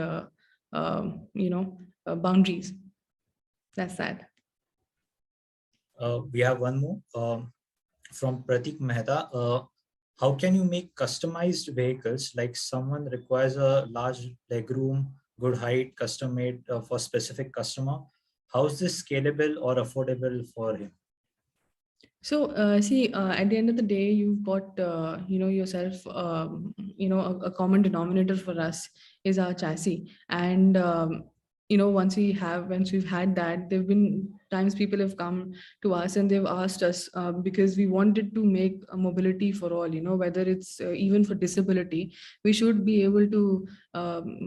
We have been able to ideate about it, and we have solutions for the same. We can drive better ergonomics. It's just at the end of the day, ergonomics and formulas that we put in, and the mounting points. So once that's taken care of, right, it's very easy to do this. And of course, because of our processes and affordability, which is a very good question, Pratik. Affordability for us, that's something that we thought about. And us new age entrepreneurs, for us it is all about customization, right? And I mean, look at the extent of 3D printers around, and printing devices around. And what we can, we'd want a customized photo also on the cake, right? So when we got into mobility, that's what we wanted to do. We wanted to really make sure that the processes and everything was robust. And if you have minimal amount of stations, a lot of parallel processes that go into really doing assembling the vehicle, it's actually affordable and definitely scalable. And the exact terminology for this is batch size 1. So when you get free, read about it. It's pretty amazing. Sure.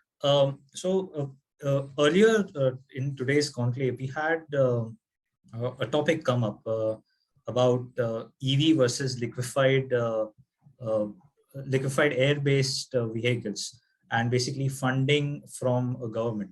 So since EV age is basically into that domain, would like to hear your views on that. Again, so hydrogen vehicles, I mean, why not? And electric vehicles, why not? Why do you have to pit two technologies with each other? I mean, it's right now we are at a stage where we were able to crack this code of having a fine-tuned system where the battery stays fine and it does not catch fire. That's something that we solved like 8 years ago, and we were that is why we wanted to start with this, and let's see how it evolves. If we get better solutions, or if we're actually wanting to pivot into that kind of I mean, of course, renewable energy. So we definitely wouldn't. Why not? I mean, why do you have to sort of really compare it? At the end of the day, you're getting fuel. It's point A to point B, and that's what a customer really needs. They don't really care about how they go. They care about air conditioning. Of course, they would care about branding, but essentially it's point A to point B, and if you can do it, whatever the fuel, like, why not? It's again renewable. And of course, about the funding part, let's see about the policies. I mean, the government is going really strong about renewable sources, which is amazing, and it's a great support system. But I think we'll have to wait and watch. Any comments on the regulations aspect? Anything which would favor EV age, or something which EV age is looking forward to in terms of change in regulations? See, about regulations, there are enough laws and bylaws that are there. The government's already given a clear mandate that they would want to make this country move up towards in the trajectory of renewability. But they also need the people don't mind changing at all, but they need solutions, right? They need solutions. So if we are able to give them something to sort of latch on to, then of course they would. There's no, they've already, there are laws available. If you look at it, there are laws available. The government is doing the best that they can. Yeah. We have one question in the chat from Vishal T. What is your view on clean hydrogen vehicles as compared to EVs? I think I've already answered that, right? So I think it's good as long as your mileage is sorted, and then why not? It's good. Go for it. So that's what I said. Don't compare. Divya, before we take yours, we have one more question from Santosh Manik. I think it's a comment that, so you have a chassis for each use case and build modular onto it depending upon the needs and scale it. Yep. That's exactly what we have. Divya, please go ahead. Hi, thanks, Aditya. Hi, Hanu. Thanks for the insightful session. Earlier in the session, you mentioned that your teams go ahead with small innovations in buckets, and in those cases, there might be sometimes that certain innovations fail or they might not be scalable. So, how do you pivot or how do you make a decision during those times, like to move forward from? I think that's a great question. So, my team size, the average age of my team is 28. And when we are young, we sort of don't really, we're not scared of anything, right? And so we give them the leverage to do whatever they want, and that's also a part of culture which I've would have wanted to elaborate in the slides as well, that at EVH we don't really shy away from taking risks. It's really very important, because you can only connect the dots when you go when you look back. You don't connect them while you're walking. I mean, that's what Steve Jobs also said. So if you're taking a risk and there's a failure, again, that's a move, there's a step forward, and we absolutely nurture it. I mean, why not? Thank you. Thanks, Divya. We have one more from Sonali Bakchi. Can you tell us a bit more about the innovation in manufacturing? You spoke about it, that EVH is creating micro-modular manufacturing. What is that? Yeah, so see, it's circular manufacturing and micro factories. So what usually happens in a setup, if you get to go around a huge factory, you've got processes like paint shops, which have kilometers or meters long paints in it, and that basically comes into a red zone. Yeah, and with the process that we have here, we could not have afforded to put that long of a paint line. So we decided to innovate and use technologies that helps us impregnate the paint at the time when the skin or the body of the vehicle is made. So that's how we fall into the category of green industry.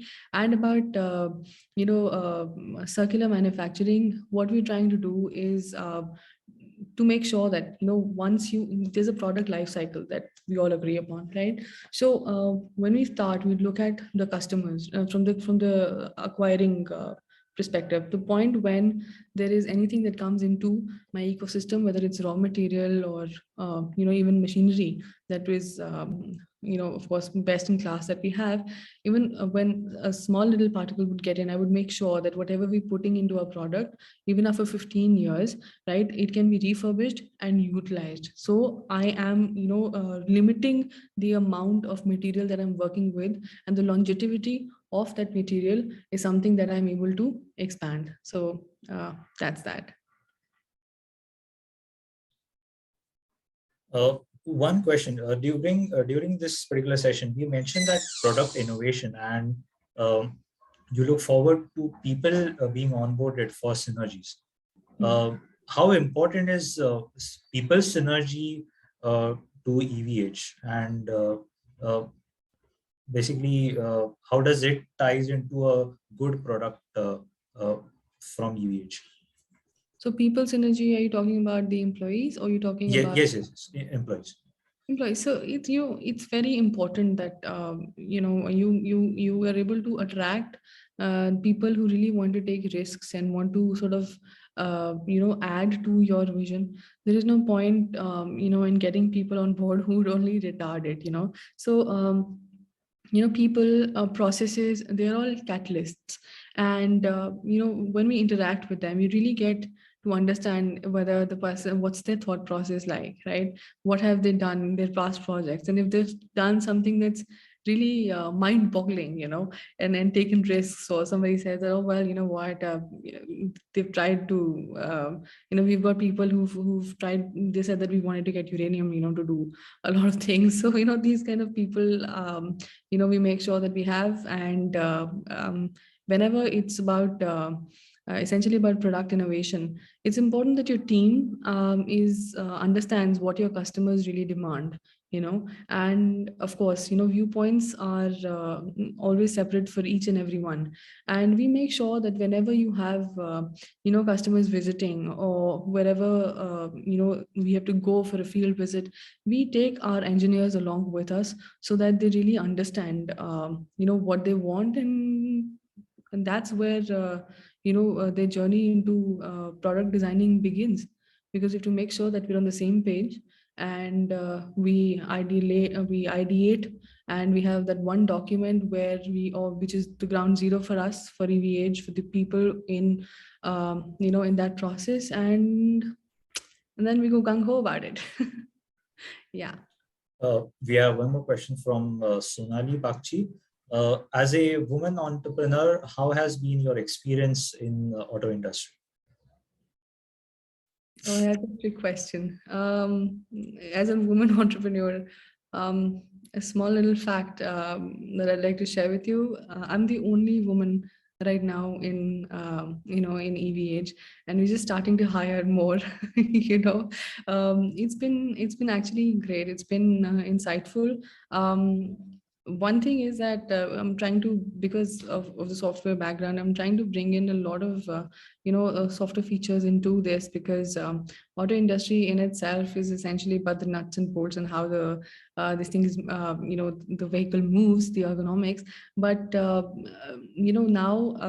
there's so many other aspects, and when I now go and meet the suppliers and the supply chain guys, there are other women over there as well. I met a few others in IOCL the other day, and it was it was a pleasure. So it's been great, and I hope to do great things with mobility. We sure hope you will. We have one question on sustainability. As a startup in EV mobility, so natural comparison comes with the lithium batteries. In terms of startup and in terms of EVH, do you think sustainability is feasible for startup? And some comments about comparisons with sustainability with lithium in perspective. Sure. So, it's very important.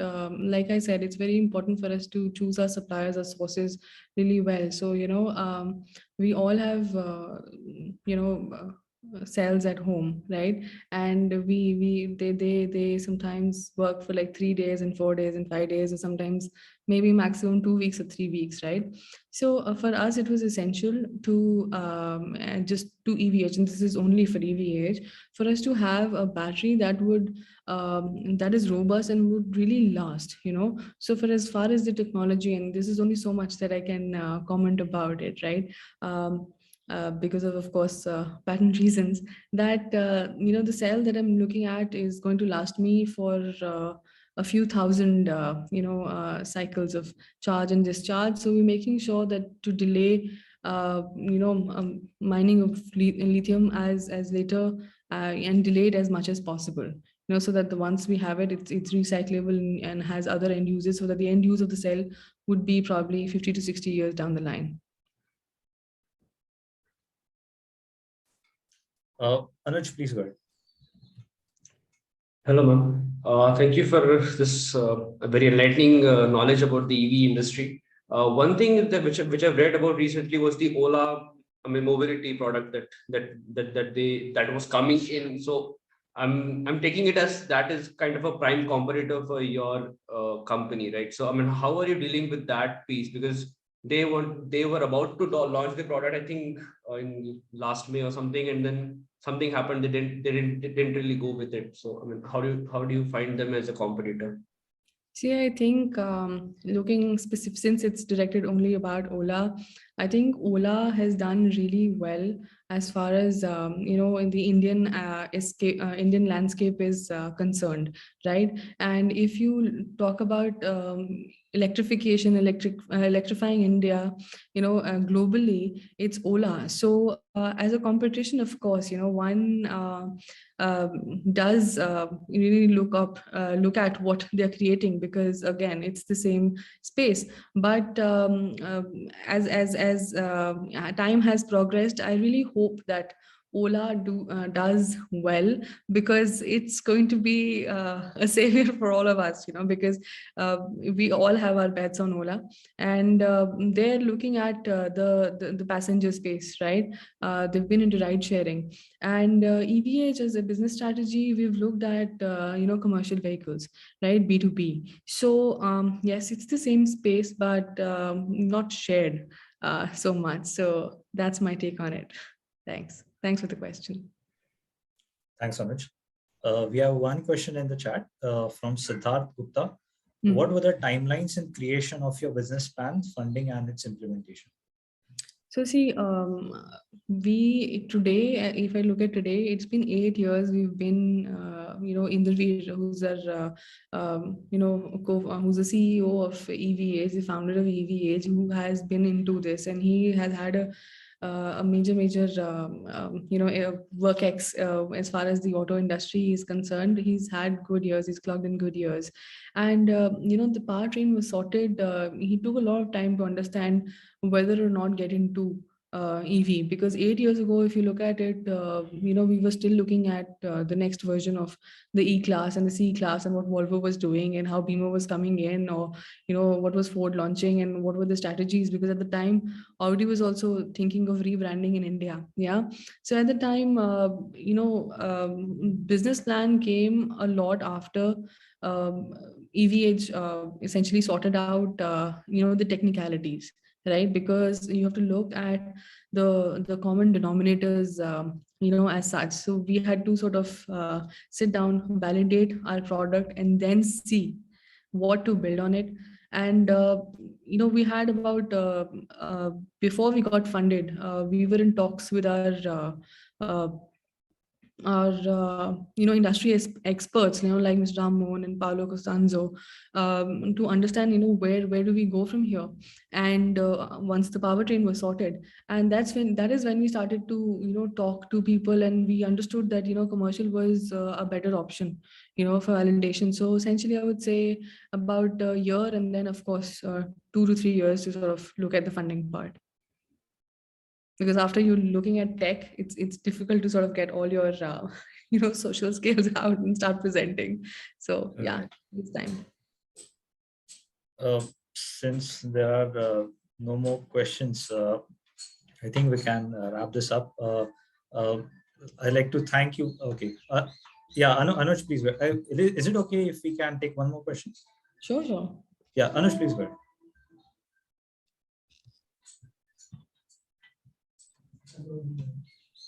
Yeah, sure. Thank you, ma'am. Sorry for the last minute question, actually. Ma'am, I was just wondering if you are kind of planning to launch this in India as well. I mean, the EV trucks. Yes, it would be unfair not to do that. Correct. So, I mean, one of the things that I have noticed in this truck industry is it's very hard to educate the drivers not to overload the trucks, right? Because they kind of use it very roughly, I should say. Abuse it. Yes, that's the right word. So, how do you plan to go ahead with that piece? Because I mean, they wouldn't be really caring about the sustainability aspect of it or something, right? All they look at it is the timelines and profits. So, how do you plan to educate them? So this was one of the major concerns that the people the fleet owners basically had, like, how would you make sure that it doesn't go bad? So we made sure during the calculations that we do, because we're a tech company, right? We wanted to make sure that it could be used till X more amount. So what is the average age, average weight, and the actual weight because of thank God for the tolls as well, right? So for at the tolls as well, when you go, like I'm just talking about how did we really come to the part where we could calculate it, is when you go on tolls, you see that there is a small little line for commercial vehicles that if your overload is beyond this much, then this is how much you have to pay, right? So there is a weighing machine below that, right? So that's what we took our data from, and that's exactly how we designed the chassis to make sure that the juices don't flow out from the battery. That's what we did.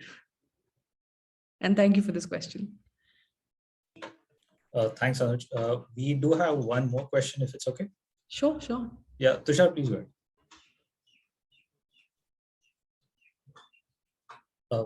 Tushar, you're on mute. Yeah.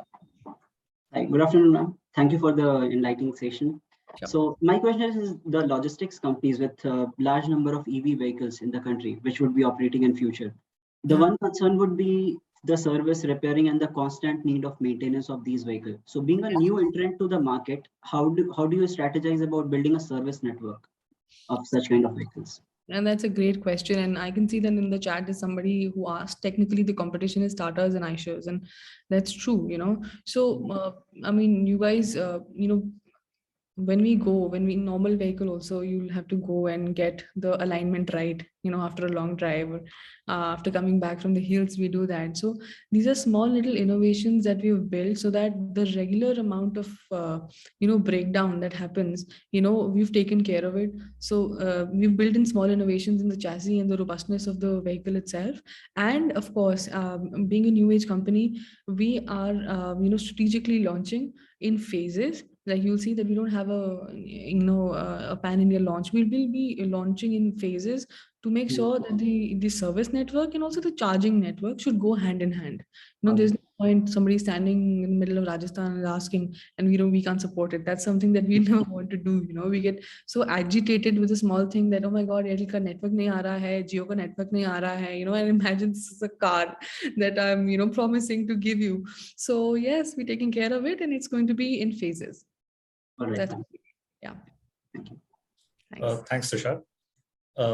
Since there are no more further questions, Arun ma'am, I'd like to thank you for your time today, and would like to invite Tanya Roy for giving the vote of thanks.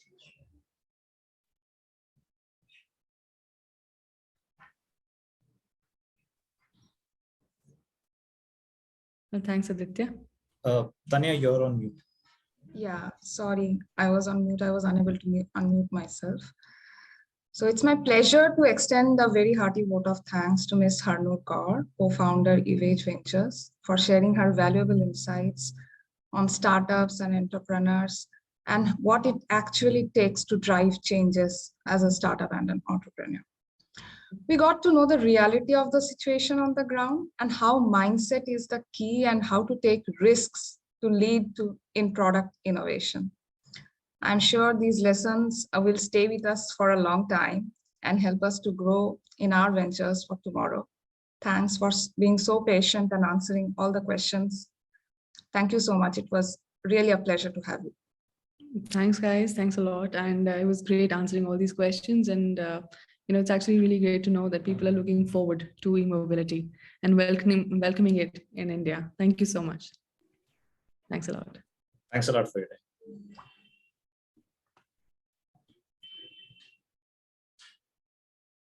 Next sessions will be starting at 3 o'clock and will be taken by Asim and Srishti. Thank you, guys.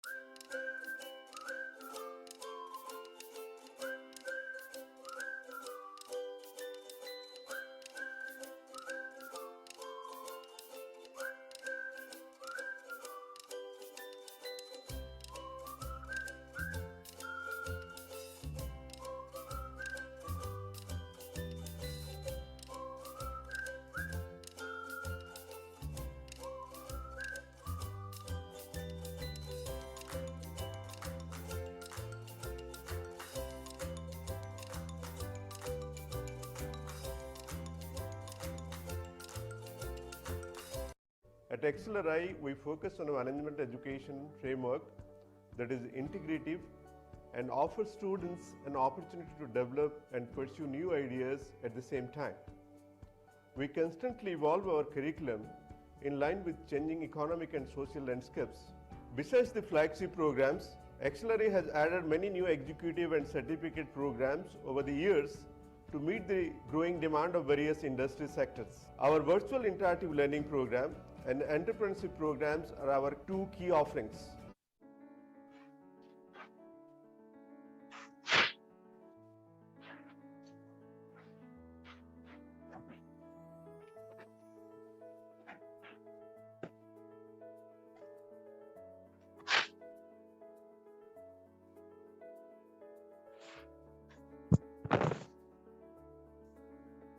Sir, we'll be starting the session at 3 p.m. Sure. Okay. No, because I got a message that I must join right away. That's why I joined it. Sure, sir. Yeah.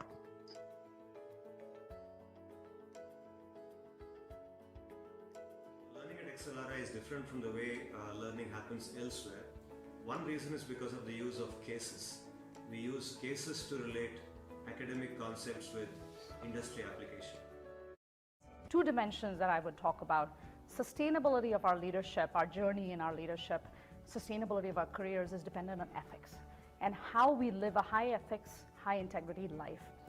Back in the days, before any of the other institutes started doing it, we had business ethics as a compulsory course. For me, that consonance of my own ethical framework with the institute and now my own ethical framework with my company, that served me immensely. So today when I stand and talk about ethics, it comes from this core of me. And Excel helped frame this and helped give it shape even before I knew what this was all about. And now it's who I am. It's the core of who I am. Gave me confidence, Excel gave me purpose, and Excel gave me a lot of confidence to try different things. That's a huge set of experience.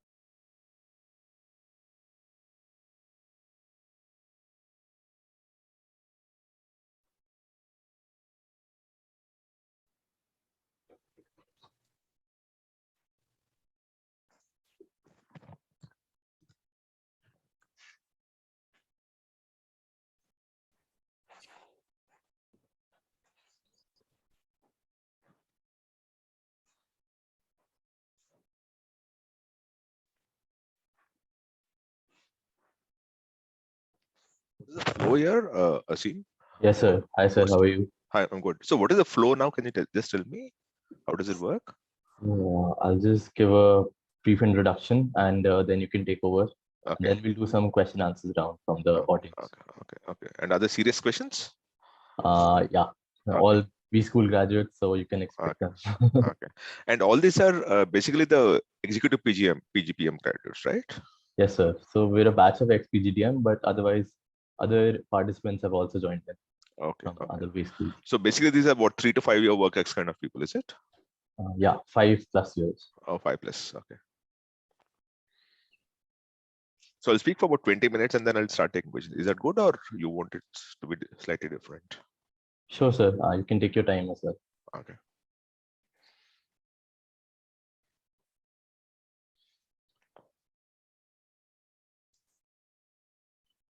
Okay, so let's start. So good afternoon, everyone. I am Asim Dhanda, your host, along with Shrishti Priya, your co-host, giving a very warm welcome to our next speaker, Mr. Maheshwar Perry.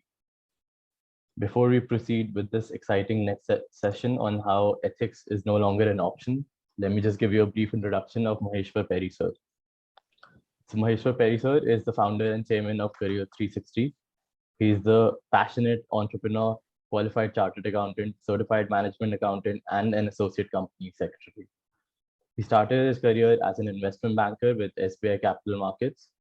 Also, he was associated with the Outlook groups for innumerable years and headed for more than 10 years. His knowledge about higher education, combined with decades of experience and a genuine care to make a difference to the lives of people, makes him one of the best mentors in the whole country and a thorough role model. He believes that the demographic dividend India seeks can turn into a nightmare if youth are not shown the right direction to maximize their capabilities. Also, Career 360 is the result of his deep understanding of student issues and the information gaps that need to be filled to help students take an informed career decision. Welcome, sir. Thank you so much, Asim. Thanks so much. Shall I start, Asim? Yes, sir. Okay. Thank you so much, XLRI, for calling me. I don't even know why you thought of me, because there are many unicorn founders out there, right? And you can easily access them. So I'm surprised that you somehow managed to reach out to me. I must first of all tell you that XLRI is a place that I wanted to be, but I could not be. In the sense that I wish I had studied at XLRI. It's got its heart at the right place. It's not just about how you teach management education, but the ethos and the ecosystem that you create while teaching management education. Because increasingly, you will find a lot more wealthy people, but not too happy people. You will find a lot more successful people, but they won't be making the difference. And I think the fine line between success and also impacting lives is something that I strongly believe in. And I think moving forward, all of you would be forced to believe in it, whether you want to do it or not. And I'll tell you why. Increasingly, and I think you are living in an ecosystem where the digital footprint that you leave behind will trace you and trail you for your lifetime, which is not the case 30 years back. 30 years back, I'm caught cheating and I'm behind bars for a week. No one would even know today, because it is buried in the newspapers of that day, which is no longer the case. I think that the way the digital footprint is being traced these days, it's extremely difficult for you to shirk your past misdeeds, if I may say so. Right. So from that perspective, I think you are in a more forced you'll be forced to be right and always be right, because otherwise moving forward your success would be impeded by what you've done in the past. It can be at a job, it can be as an entrepreneur, it can be as an employee or employer, whatever it is, but you simply don't have an option not to be doing the right thing or to be caught doing the wrong thing. Right. Now let me also tell you one more thing. All of you would be graduating within 3 months. You are from XLRI, so you'll always find a very good job. And moving forward, many of you will also become, start your own companies possibly, or really excel, and you'll become leaders in your own spaces. That's not the end of it. Despite the competitiveness, despite the fact that the world is becoming more innovative, more enterprising, you, I think, are better positioned than maybe 99.8% of the population in the country, or 99.9% of the population.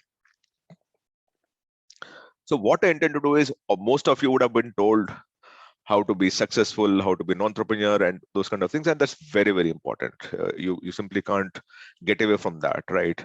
But what I'm going to tell you is something that is based on my experience, because I'm no pundit out here talking of how you can be successful. I have not been as successful as I wanted to be. That's a fact, right? I wish I was more successful than what I'm currently, and that maybe is a delta that all of you will also face. That all of you at some point in time will feel that you're getting lesser than what you deserved, or you're getting rewarded lesser than what you worked for, and that's a very human trait. But what I'm going to talk to you now is about what I've learned as an entrepreneur. Some of you may know, and many of you may not know. I think my journey started when I took on an institution called IIPM, right, which is called the Indian Institute of Planning and Management, right. And a lot of people call me as an activist, as a how do I put it? I think Asim said something about ethics and those kind of things, right. A lot of people associate with me with the kind of battles that I fought. And I think they're very important battles, because that is what my personality is all about. I think most of us are sitting here because our parents invested everything that they had, or some of us at least. The parents invested everything that they had because they believed that you will fulfill the dreams that they could not achieve by themselves. They will take a loan, they'll mortgage a property, but they'll ensure that the child goes to a right school, then the right college. In that case, how many industrialists or how many entrepreneurs have a right to take advantage of that vulnerability because that is what makes it worth it, right? And that is where you will be constantly and consciously and continuously making those choices, right? Recently, I was at a B school where this student said that, sir, I worked for a company which is essentially a NBFC. It is Sahara actually, which we all know is a Ponzi scheme in a certain sense, right? And he said, sir, I know what I'm selling. And he was interviewing for the post of a sales manager. And he said, sir, I knew that the company is bad. I knew that the principal was at risk. But in my locality, I sold about 35, 40 people. I got them to subscribe to the Sahara, deposit scheme. The question that I have is he a good salesman, and as a good salesman, because he sold to about 40 people, a scheme that I would not want, where I believe that it would not be repaid back, and which is what has happened later also, right? Or do I trust him for his sales abilities, or do I, question him for his questionable ability of selling something that he did not believe was right? And for me, there is no two opinions about it that I'll back someone who's more ethical, and it is not about skill, because even Dawood Ibrahim has skills. Every thief has skills, right? Every cheat has skills. If you're taking skill based on skills, then you go to the smartest crook in the country. He's a crook because he's smart. So for me, the call was very immediately made that, listen, come what may, I'm not going to touch this person. And that's because he sold it to people who trusted him, because he went back to his own locality to sell those 40 fixed deposit schemes.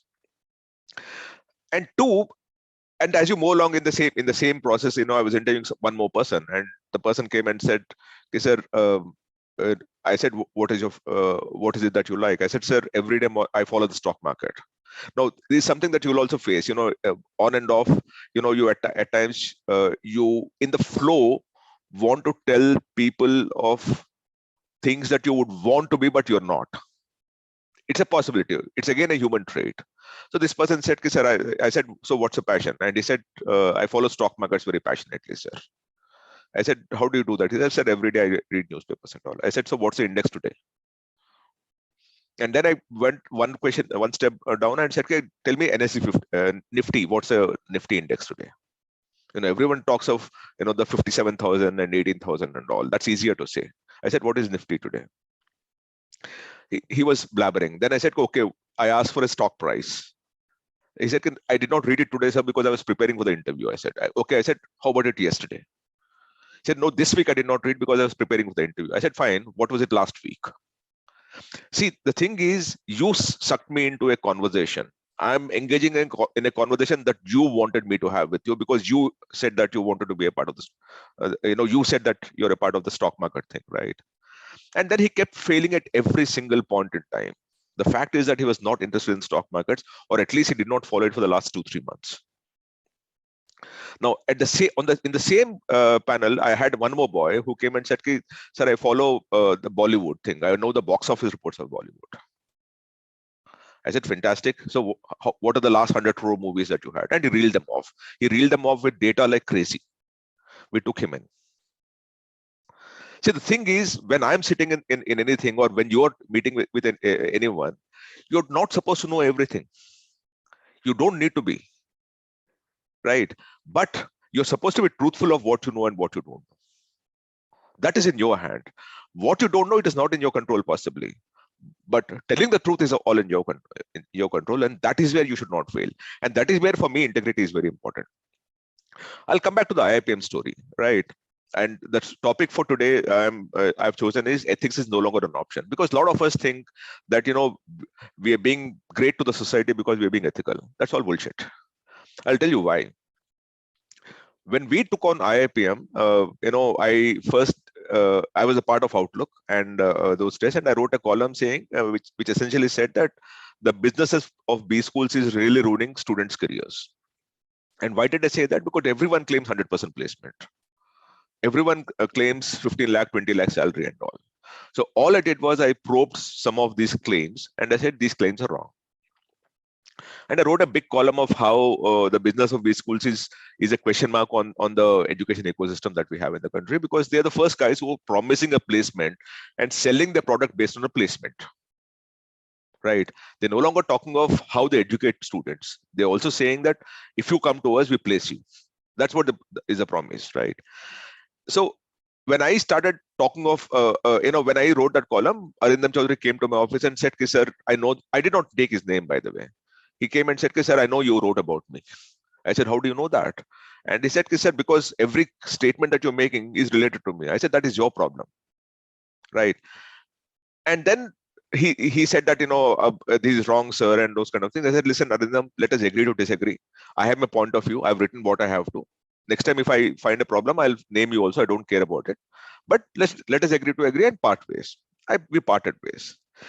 Sometime in 2009, I started Career 360. There I said, okay, listen, Career 360 is supposed to be an education magazine. So you have a larger space to deal with the misadventures or misclaims or lies that are propagated through the media. Until then, the media was largely talking from the institution's perspective, because they didn't have access to each of you. They only had access to the institution that you studied in.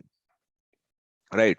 And the students obviously would not have the courage to come and talk in front of the media saying that, this is what has been promised and this is what has been not delivered. And remember, all these things are because of the delta that you have between what is promised and what is delivered. When you go to a tier 3 institution, you very clearly know what to expect and what not to expect. You don't expect 100% placement. That's a fact.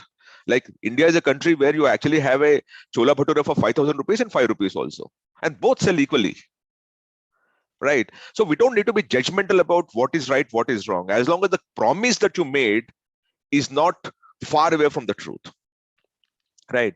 So when we started Career 360, I said, okay, let us now identify one by one the kind of claims that you have. And 1 is foreign collaborations, 2 is foreign jaunts, 3 is placements, 4 is salary that is offered in the placement, 5 is the kind of companies that come for placement. Now, a company comes 10 years back, maybe Apple or Microsoft, and takes a student from you. Every year for the last 10 years, this institution would be claiming that Microsoft have come and recruited from us. It would have happened a decade back. Right. And 2, so what I did was, the first thing I did was I started filing RTIs with institutions. I said, don't give me your average placement. Tell me what is the last quartile placement of your institution. It's very easy to talk about the top salaries. Why don't you talk of your bottom salary? Why don't you talk of the bottom 15% that are not placed? And not because I want to pin down the institution. I need to make it aware for the student that even though you get into a good institution, the chance that you will get better place is dependent on how you perform over the next 2 years. It is not something that is guaranteed just because you got into the institution. Like right now, we're doing a study where 23% of IIT graduates are not placed. 23%. How many IIT students would, when they're walking into IIT, think that they're placed and everything is firm and they have a 15 lakh salary by the time they get out? That is a fallacy that has to be broken. That's a myth that has to be broken.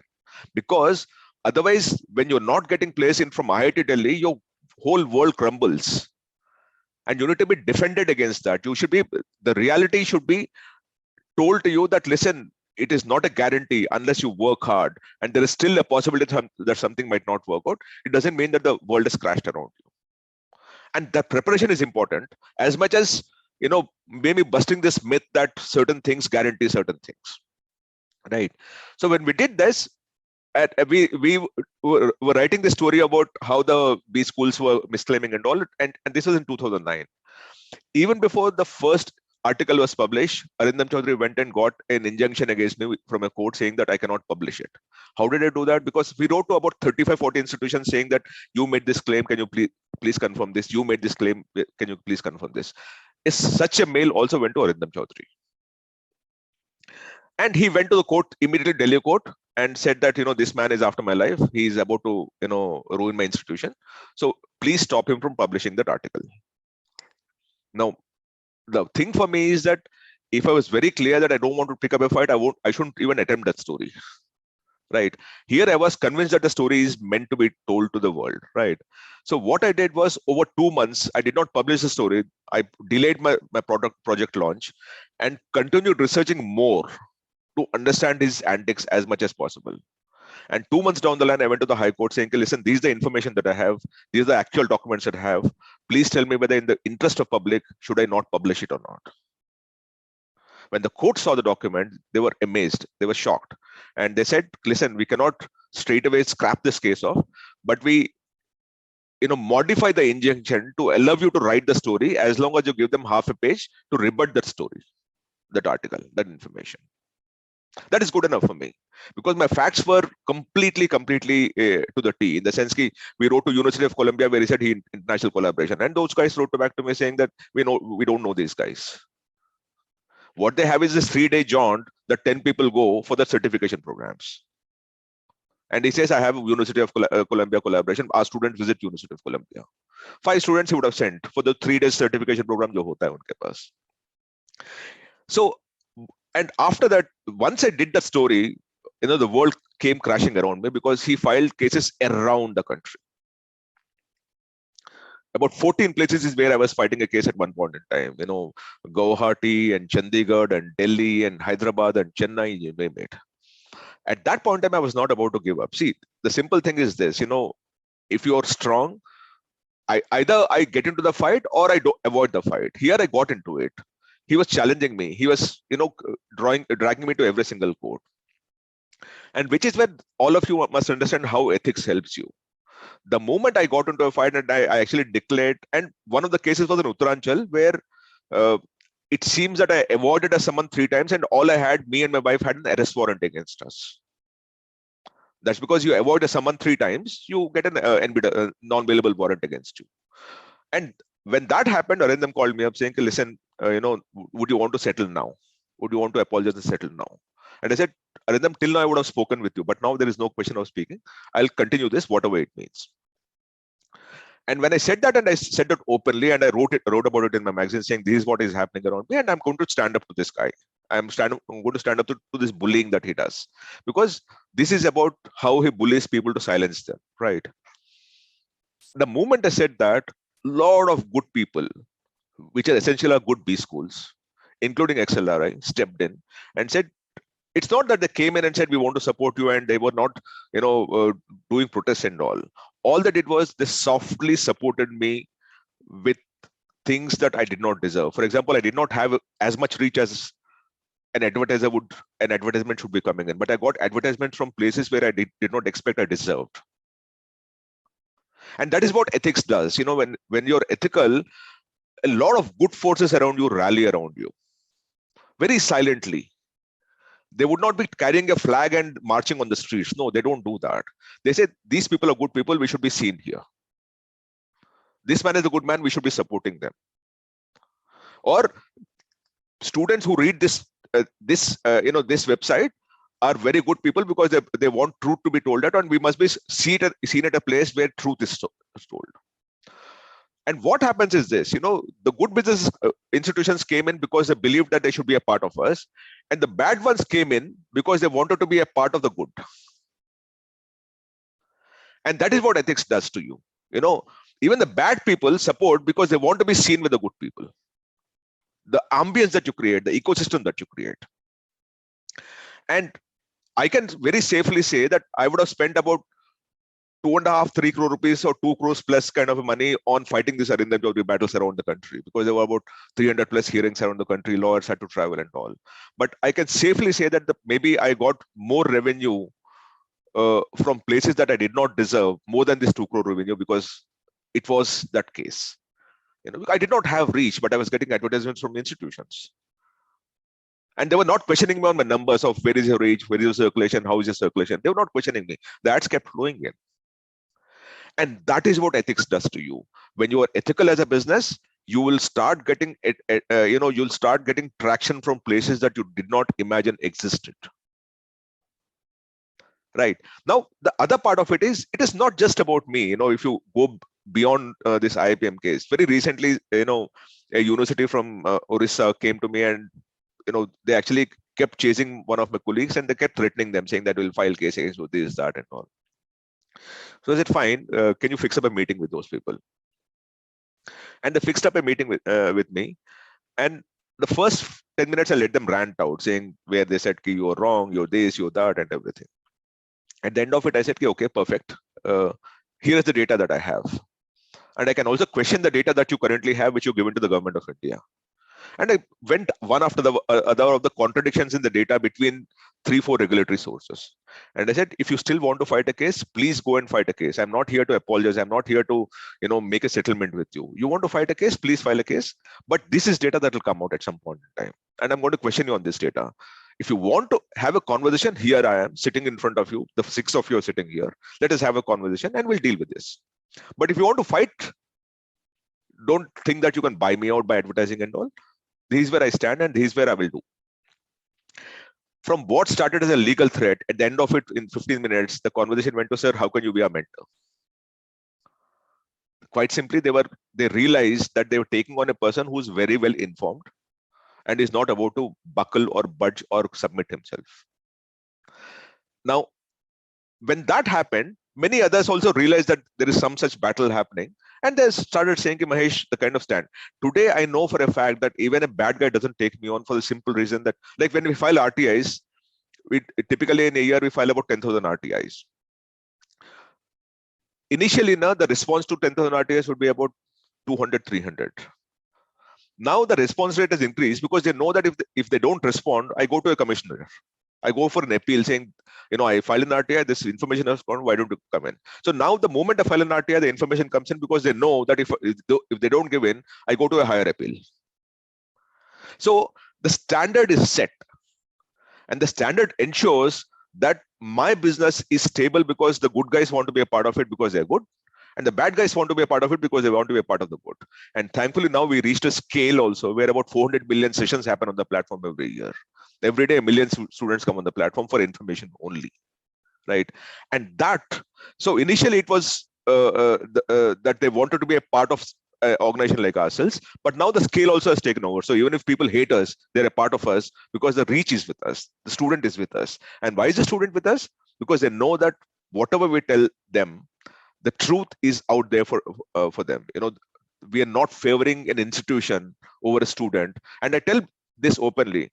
It is not that we don't make mistakes. We make a lot of mistakes, but we err on the side of caution as far as student is concerned. We will make mistakes. Some data would be wrong. Some information would be wrong because we are also seeking data and someone is typing it out. Someone is keying it in. Someone is adding it up. There are multiple things because at any point in time, there are multiple sets of data, right? But the important thing for me is, am I doing the right thing with all the integrity and my heart at the right place? So because at any point in time, I don't want to carry the burden of misinforming a student because of which he's taken a wrong decision. And that is a responsibility. I take it very, very seriously. And if you just move away from the IIPM story also, you just need to understand one thing that, whenever we talk of ethics now, a lot of people think that it is to do with finance. Ethics is not about finance alone. Ethics for me is all encompassing. It is not just financial in nature at any point in time. It is about transparency. It's about integrity. It's about trustworthiness. It's about loyalty, equality, compassion, respect, lawfulness, providing excellence, responsibility, upholding reputation of your institution that where you're working for, accountability. It's all these things are this. It can be a very moral responsibility of taking care of someone who's being bullied. That's also ethics for me. Someone who's being wronged, or a boss who's trying to, boss over a person who doesn't speak up. You can speak up for them. And why do I say that happens? See, all of you now, we're not dealing with the immediate job that is about to happen. Imagine yourself 15 years down the line that you are a CEO of a company or a owner of a company, right? Because you will grow. If there are 150 people here, at least 20 of you will become CEOs in the next 20 years, right? Or even 10 years for that matter. Now, the 20 of you, who would you think if you have a very, very important project and you don't have a person who you can think of who will, who can handle that very important project from the current team that you have, and you have to recruit that person. Who is the person that you will think of? Would you think of that person amongst this other 130 people, a person who's slimy and who knows how to get things done in a very slimy way, or a person who works hard and always tells the truth come what may, but really works hard? So each of us, when we are confronted with a decision to, have a person who can, deal with a very, very important project, we invariably deal with a person, even though he might have not been in good books with you. We immediately think of a person who's stood up for the right things, done the right things, spoken the truth, works hard, and not the slime ball who's otherwise, getting things done in a very slimy way. It may not be that, you might actually be ignoring in the process if a person who is your friend, who is a slimy guy, and you will go for a person who really, personifies the kind of character that you would want them to be, which is loyalty, integrity, truthfulness, hard work, efficiency. You want to deal with that kind of person, because you would say, this is an important project and I need to put the right person up there. And that right person is always the person who speaks the truth and who stands by what is right and what is wrong. Right. And that is what will happen. See, each of us in our minds, when we think of who's the next good person that I should work with, you'll always think of people with integrity and ethics, and not with people who know how to get things done in a different way, but they always undercut and do transactions under the table. And that's what I say, that when you do the right thing, you would normally have a better chance of success over a period of time. And that's what I'm saying. It is not about what happens tomorrow or day after or 1 year or 2 years down the line, right? Warren Buffett very beautifully said once, he said, it takes 20 years to build a reputation and 5 minutes to ruin it. If you think about that, you'll do things differently. So think about it. You can do everything perfectly, and all it takes is one bad decision of yours. And you must remember one more thing, because you are young people about to come into the ecosystem. It is not just that the founders or owners or managing directors who are behind bars for doing the wrong things. Even the employees have gone behind bars. You look at Anil Ambani Group, the 3 CEOs went behind bars when the telecom scam happened. Right. And you can go on and on at this point in time about all the issues, all the big companies that are going down. You think of the companies that are going down, and you think of the companies that are running well. Companies don't go down because they're making losses. They go down because not just that they're making losses, but they're doing it the wrong way.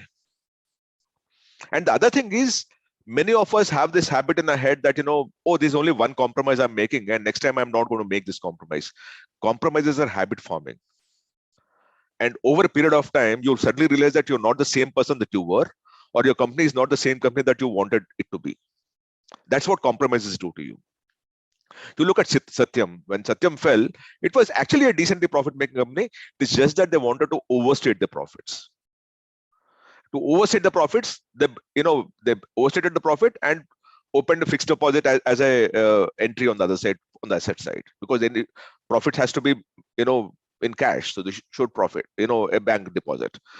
The more they showed, and the stock market wanted more, so they increased the profits much more next quarter and increase the fixed deposit one more. Now, what happened at the end of it? It's not just Ramalingaraju who went behind bars. The auditors went behind bars. The consultants went behind bars. The CFO went behind bars. The accountants went behind bars. The directors went behind bars. Now, who's the founder here? Who's the shareholder here? And how many people went along with them? Right now, Diwan Housing, all the employees are behind bars. Anil Ambani Group, 3 CEOs are behind bars. So trust me that when you do the things wrong way, you cannot escape responsibility by saying that I've done what my founder said, or I've done what my managing director or my boss told me.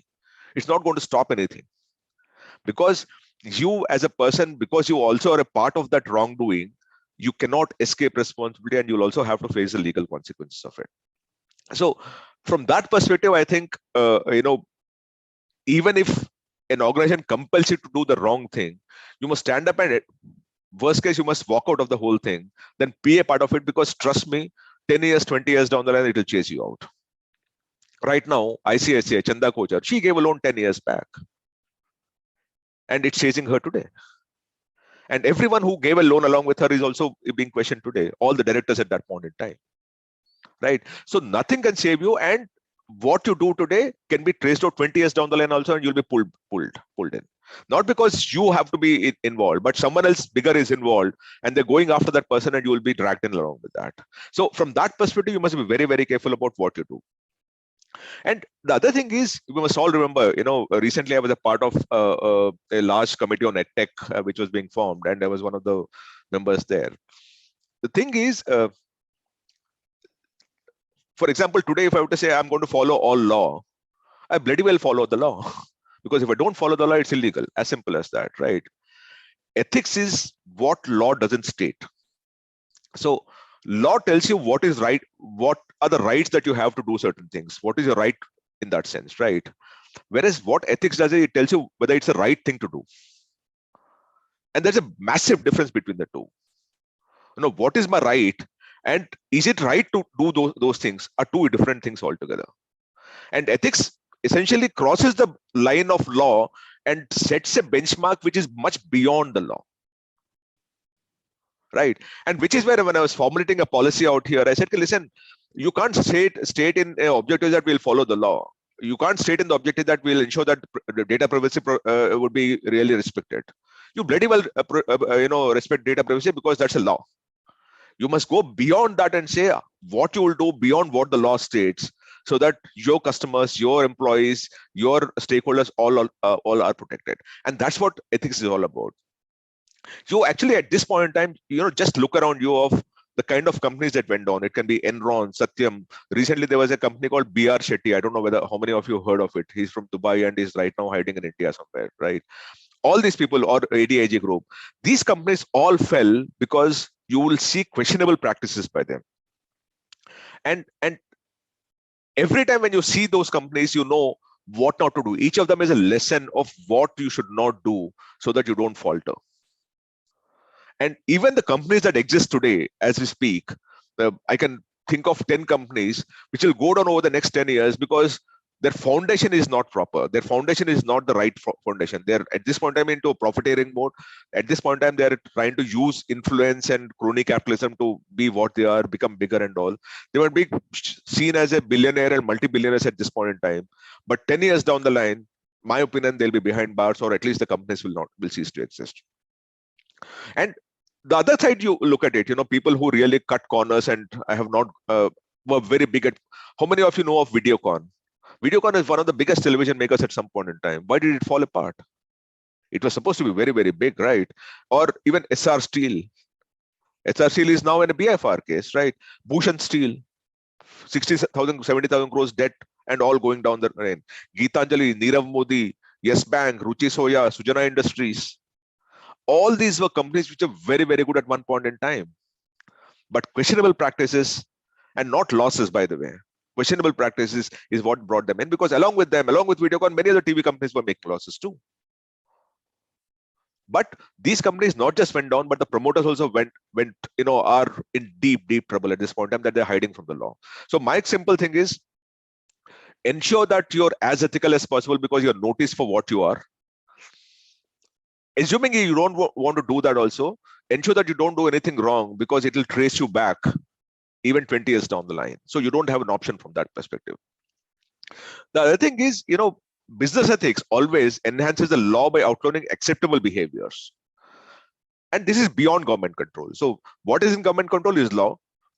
What is the acceptable behavior is what, and the more you want to globalize, it can be as a company or as an individual, you don't have an option but to be legal, because global organizations don't interact, transact, or get into a relationship with anything which is even remotely unethical. You do one long accounting, jugglery. The stock market, every FII guy sells the stock straight away because they don't want to be seen with an unethical company. I know a company which is in telecom where one accounting jugglery came out, and that is it. All the FIIs sold this thing, and the stock fell down from about 3,000 rupees to 150 rupees. And this will continue to happen as I see it. So even, for example, what I said earlier, this BR Shetty, who was a Dubai guy, he used to, the company's name was NMC Healthcare. And NMC Healthcare had about 194 medical facilities in the Middle Eastern region, and Dubai and all these places. About 19 countries he had presence. About 2,000 doctors were working with him. About 20,000 healthcare workers were working with him. He did accounting jugglery, and one equity research company called Muddy Waters.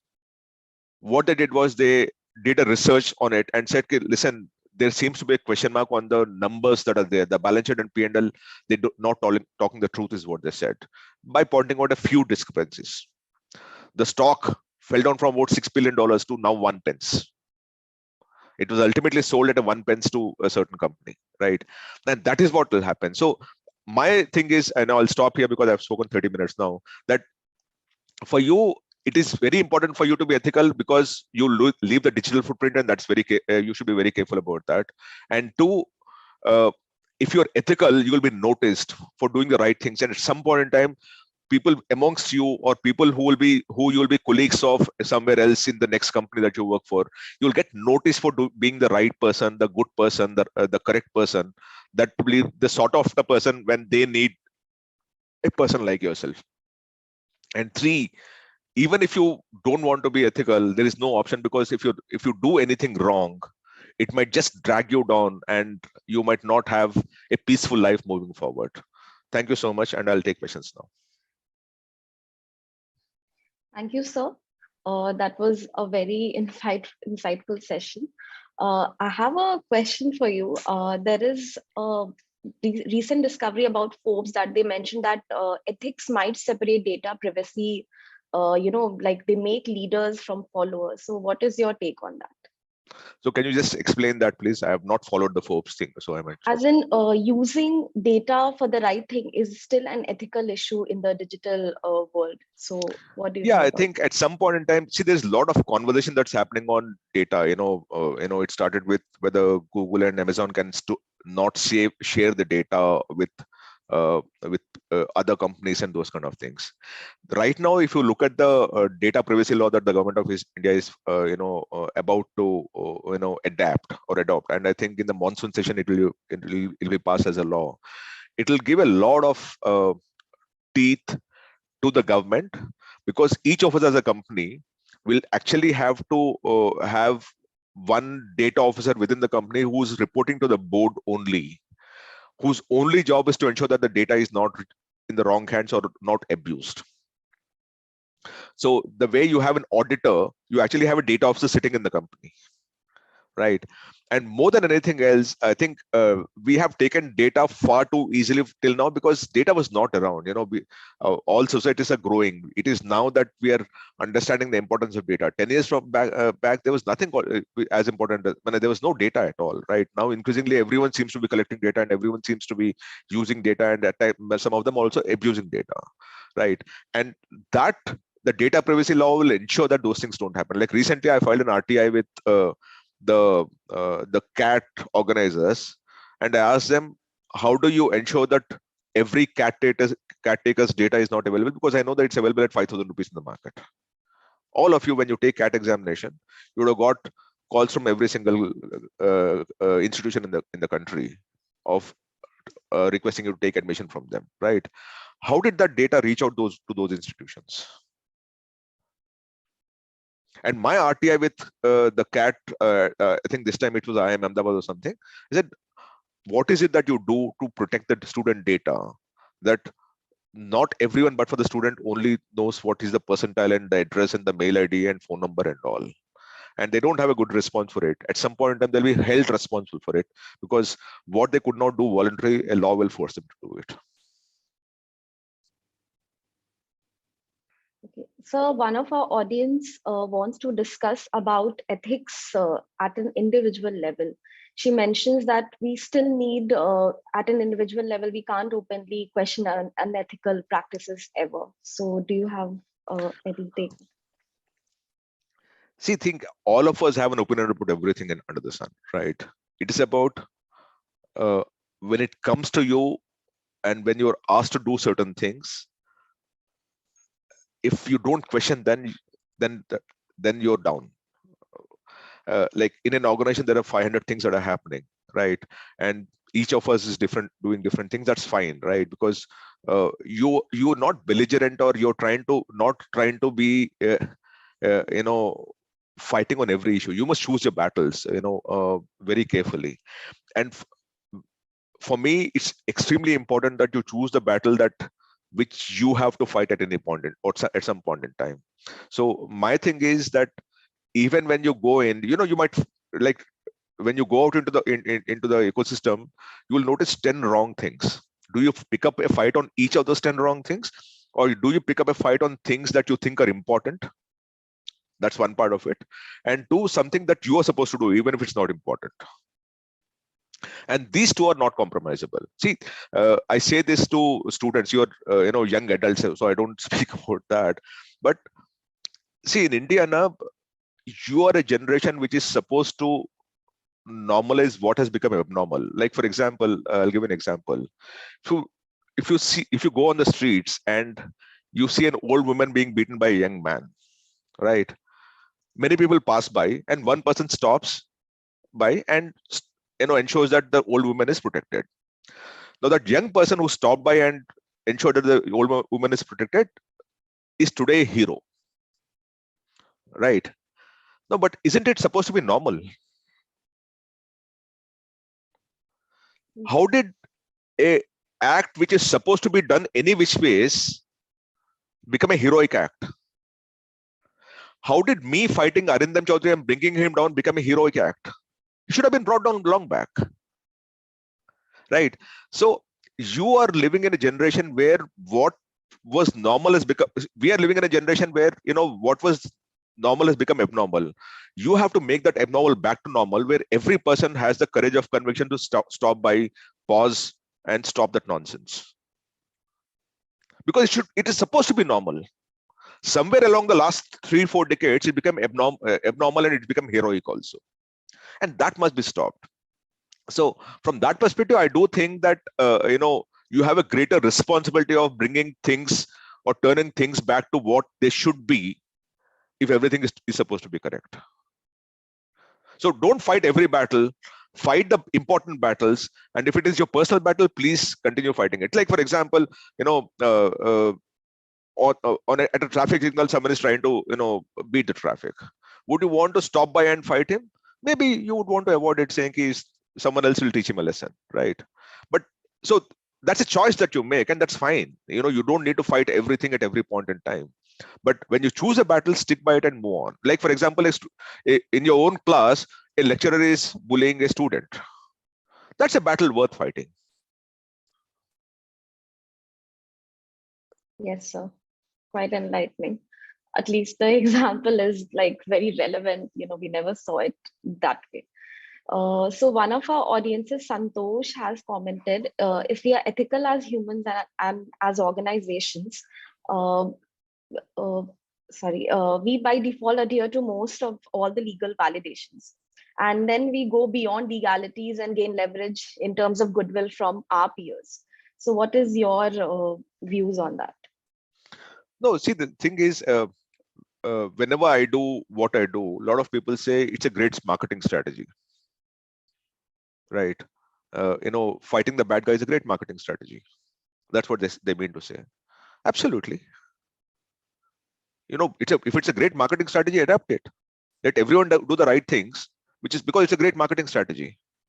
See, doing the right thing need not be questioned for what they gain because they've done the right thing.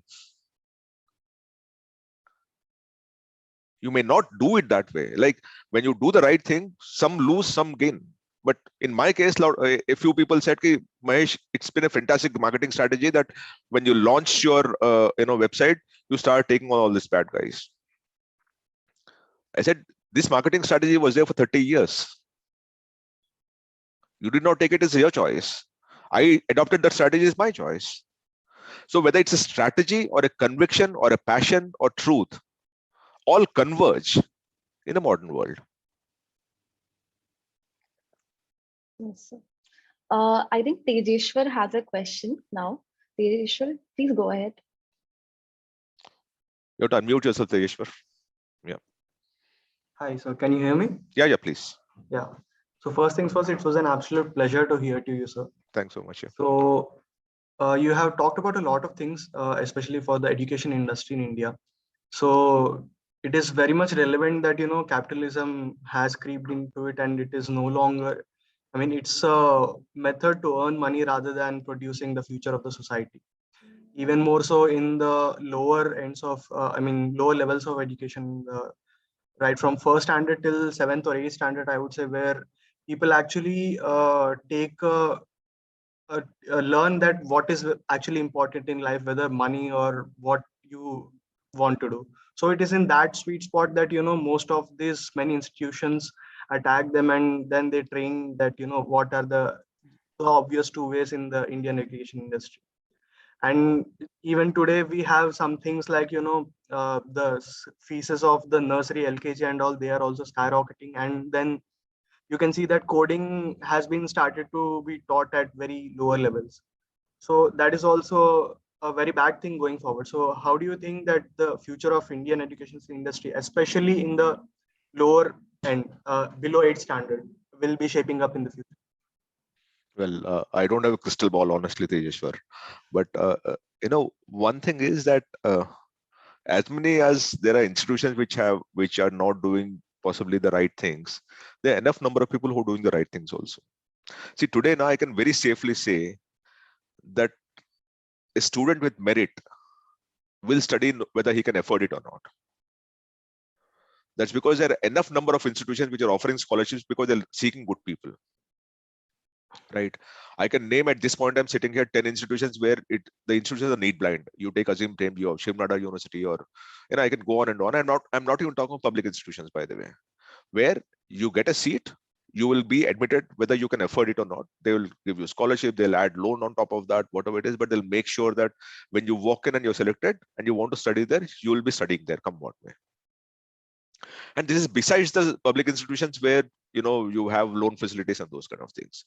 Having said that, I do have a grudge against all the IIMs, and I said this on their face also, right? I don't care what they think about what my thinking is, right? The thing is, public education is supposed to inject so much supply that it makes private education competitive, right? What our regulators do is they try to intervene with the private education instead of using the marketplace to correct the private education. You go back to the IITs, IIMs and everything that came in. They were, just go back 10 years exactly. In 2010, the fee of IIM was 2 lakh rupees. It stood at 27 lakh rupees. Unacceptable in a country like India where demographic dividend is what you want to invest in. That's because all of us know that you cannot reap a dividend unless you invest. And we as a country think that we can reap a dividend without investing because we're producing more people. You have to make the people productive, right? And how do you do that? You create 40% supply at optimal price with good quality. And let private players deal with it. Either they'll survive or they'll die. How is it that 12 years back you could offer for 2 lakh rupees and today it's 27 lakh rupees and still you're saying that we need more funds? You, all of you management graduates, and I'm not talking of you, I'm talking of the entire management graduate fraternity. All of you do case studies of how to bring down prices. You couldn't do a case study on how to bring down your own fee. From 2 lakh to 27 lakhs. What gall do you have to make the entire private education go from 2 lakh to 27 lakhs because you did it, because you led the way in terms of increasing their fee? Same thing with IITs, 25,000 2012, today 2.8 lakh, 12 times. So the simple thing that you need to answer yourself is that public education, why did it go, and why did they do that, by the way? Because the professors then wanted greater autonomy from the government. And how did they get autonomy? By saying, we don't want your money. Give us freedom, we don't want your money. We know that every IIM student is funded by a loan if need be, because he or she has a greater chance of getting placement. But what they did in the process is shoot up all the prices from down below, which everything went up from whatever 1 lakh to 5 lakh to 10 lakh, 20 lakh to 25 lakh. The other part of it is, I know XLRI, but recently I was speaking with ISB. I was speaking to the dean of ISB in the classroom of ISB. The students were there and all. And I said, you're a ghetto.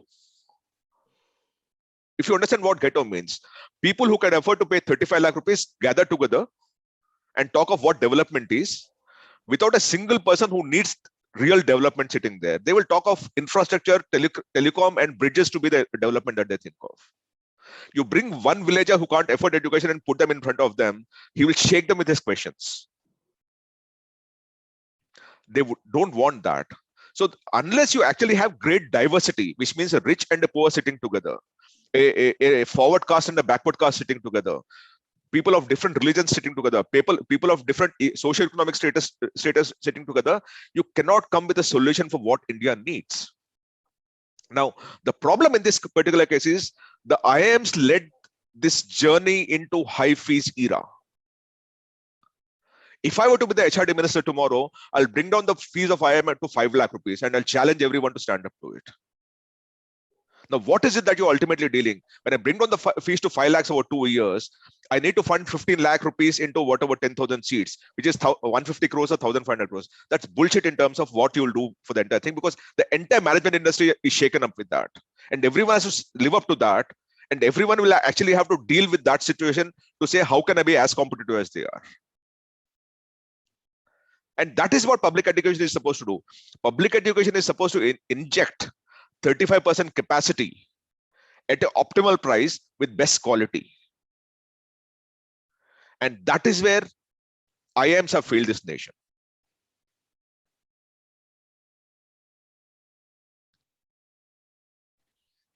Yes, sir. Thank you for the answer, sir. One of our audiences, Sandeep, thinks that people end up following bad people sometimes because of the fast gain they make by following unethical means. And instant gratification becomes the norm of the day. So what do you think about that? Fair enough. So you also follow the bad people because they are behind bars and ensure that you learn from them. See, the thing is the choices that we make. There are examples of plenty of bad people becoming billionaires. There are examples of bad people who are billionaires who are behind bars. And it is a choice that you make of what is the time horizon that, see, all of you, I keep saying that you're living in an era which is forced to be transparent. You don't have an option. One bad thing that you do will hold you to your life forever. Now, in which case, would you want to do that? It's a question mark that you have to answer yourself. And two, there are also good people who are making billions because they're good people. The bad people who are billionaires who are behind bars. There are numerous examples. It depends on what choice, the choice that you make of who to follow.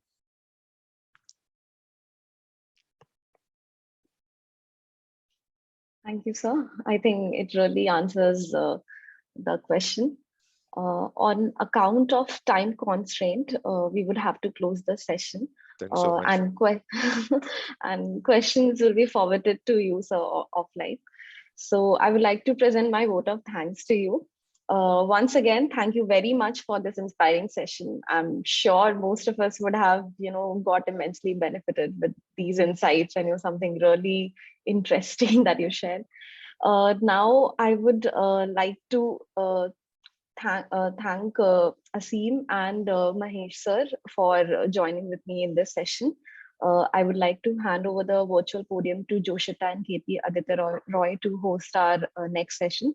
Thank you very much, sir, for joining with us today. Thank you so much, guys. Thanks so much. Bye. Thank you, sir. Bye.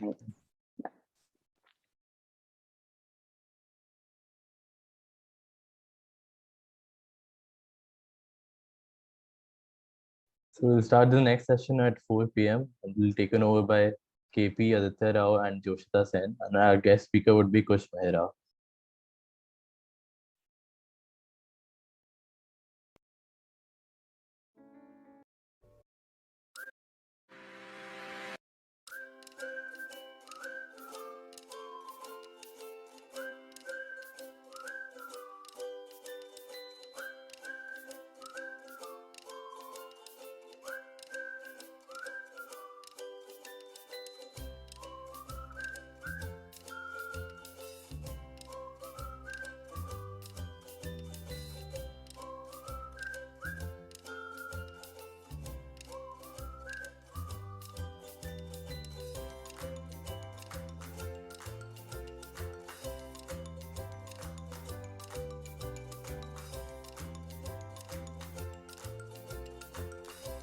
At XLRI, we focus on management education.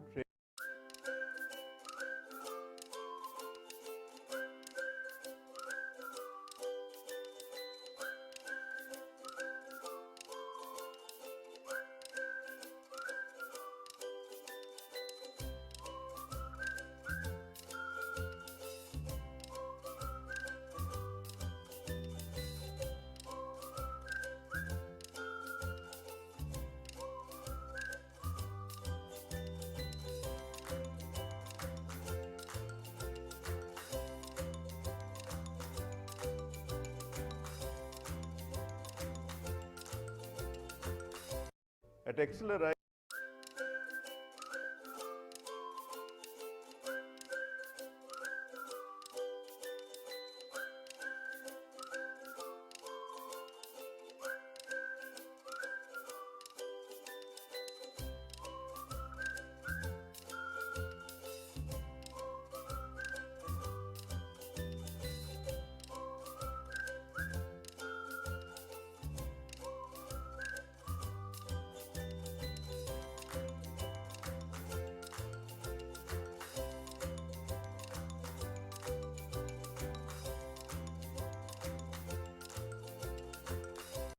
At XLRI, we focus on a management education framework that is integrative and offers students an opportunity to develop and pursue new ideas at the same time.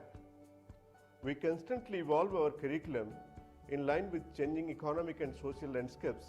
Besides the flagship programs, XLRI has added many new executive and certificate programs over the years to meet the growing demand of various industry sectors. Our virtual interactive learning program and entrepreneurship programs are our two key offerings.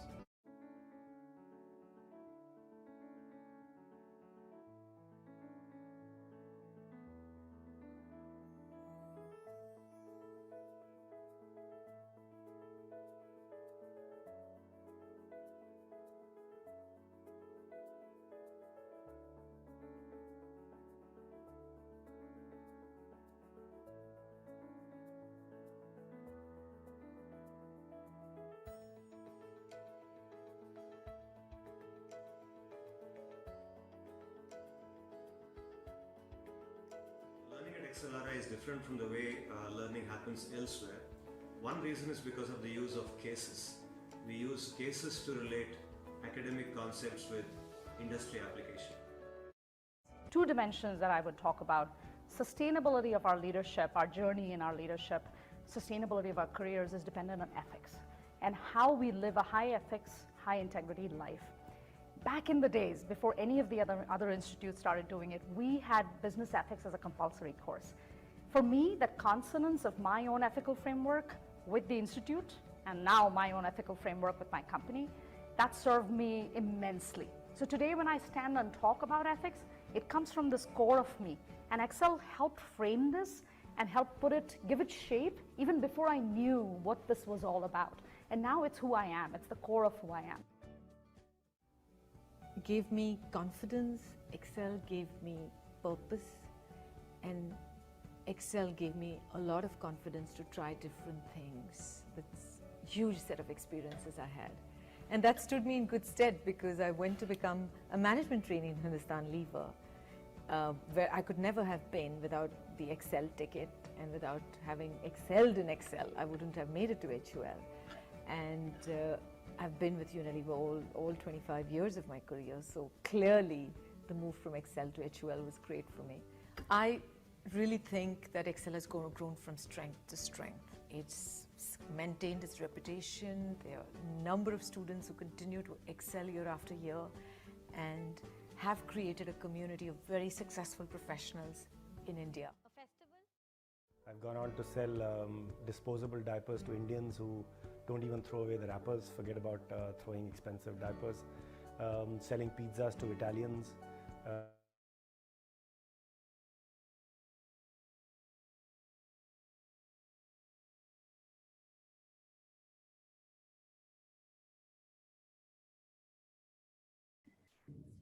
Hey, hi guys. Hello, sir. A very good evening to you. Good evening.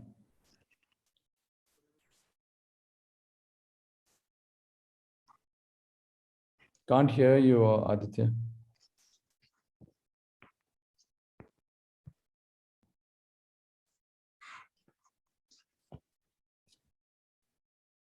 Am I audible now? Yep, now you are. So, Very good hello afternoon. everyone, and a very good evening to all of you. I am Joshita Sen, and I have KP Aditya Rao with me, and we will be your host for this exciting session on the current disruptive topic called fintech. We have a very prominent speaker for this session, Mr. Kush Mehra. Mr. Mehra is the Chief Business Officer of Pine Labs. He has rich experience of over 16 years in the payment industry and possesses extensive knowledge of the cards ecosystem. Prior to joining Pine Labs, he has held leadership positions in Visa Inc., American Express, and Citibank, spanning 10 years. Mr. Mehra holds a Bachelor of Commerce from Delhi University and a Master's in Business Administration Marketing from Ford School of Management. In his free time, he likes to watch documentaries on historic events, future of technology, and life stories of sports icons. He is a travel and a fitness enthusiast. We welcome you, sir. The floor is all yours. Thank you, Joshita. Suddenly I feel old, because you're giving away number of years I did in companies and number of years. That's already totaled up to 26. I was counting. And then I must have been in my mid-20s, right, when I started working. So it's already a giveaway on my age. But nonetheless, thank you for having me amongst you guys. I think there's a big group of people here, about 150. So it's amazing, to spend time on a Sunday evening. I better make it worth your time. I would say that the session that's here in front of us. So firstly, congratulations. I'm sure pretty much everybody's worked very hard to make it to XLRI. People like me were the XLRI rejects, by the way, because we never got admission there, and we had to make do with the IMI and the 4 schools of the world. So I envy you, but I also would say that I'm sure you've got a bunch of very proud family, parents, relatives around you, because you're in this very coveted group of people. So yeah, so a little bit of talk, and guys, happy to please come in, answer any questions as I speak. I haven't really thought of a very structured way of conducting this session. I thought let's just go with the flow. By the way, that's the environment you find if you go to a startup as well, huh? So let me start by saying that people just go with the flow most of the times. Things are not as structured. So I think I have become like that over the last 10 years of my being in the startup journey, which was a whole lot different than my corporate life. I would begin by saying that when I came out of B school, obviously all of us have the best education being given to us thanks to extensive years of experience that professors have and the books we read. The real world is different for sure, and I think it hits you once you go in there, right? For example, I would forever wonder that when am I going to really use all that I studied in the Philip Kotler book? I'm still trying to find a way, right, where I'm going to use and apply that, and where do I put that, the 4 Ps and the STPs of the world that we all studied in marketing. I think in my case, I've been extremely fortunate, and I would say that some of us have been disproportionately benefited from the startup journey, but that's not always the reality. When I started off in 2004, and I started in the corporate world, you were being mentioned by Joshita about myself. I feel the first 8 to 10 years of my journey were I would say really the journey part was really like being in a learning school, because I thought that that experience of being in a large corporate, one thing that it does to you is that it actually provides you some kind of a structure in your mind. You get more organized, you get more, let's say, process oriented, because these very large companies have achieved absolute excellence, right? I mean, they have a 6 Sigma, benchmark in everything they do, which is why they've become such big corporations. So I feel that when you jump into some of these big companies, you learn a lot in that environment, right? Your brain gets wired in a certain way. And then when you bring that wealth of experience, when you jump into a startup, you start using that to an extent. So I would say that when I moved over from the corporate life into the startup world, which is around 2012. So I've done about 10 years of, we've been building Pine Labs. Things are all over the place, right? So, you're there, you're a small team, companies raise some money. You have come in with, stars in your eyes, thinking that, everybody can be a Zuckerberg, right? That's how you think, right? And you jump, right? So, and I made the jump in my case as well. But then I realized that, things were ad hoc. Things were a little messy. They still are, by the way. Huh? So maybe I'm going to come across as a guy who would say, wow, we are the best in class, most well organized company. But I would probably say there would be very few companies who can make that claim, but when you start in the beginning of the journey, things are all over the place, right? And you've got to be a bit of a kind of a, what do you call it, like a bit of a maverick, right? So you need to do everything. You don't really have specific designations or roles like you have in the corporate world, right? So for example, if I get into consulting, I know, okay, great, I'm getting into consulting, I'll be an analyst. Okay, I'm going to look at financial services, that's my sector, and I'll pretty much do that day in, day out, and I'll do that well, and I'll keep getting promoted. Startup world doesn't work like this. If you're, especially early days, especially companies which have maybe some seed funding, maybe a series A level kind of investment that has come in, there is a lot that you need to do. You need to kind of come in and start to do a lot of multitasking, and I think that bit of experience is something that you don't learn anywhere else. I mean, no education, no academics, not even large corporations. I would feel that one reason why I wanted to make the transition was, and this is just my view, okay, right? So things are different with different people, that for all the fancy designations we could get, or I could also get in my job, one thing I still could not do, that my name card read that I'm some maybe a director, associate director in the company, and then it said a South Asia next to it and all.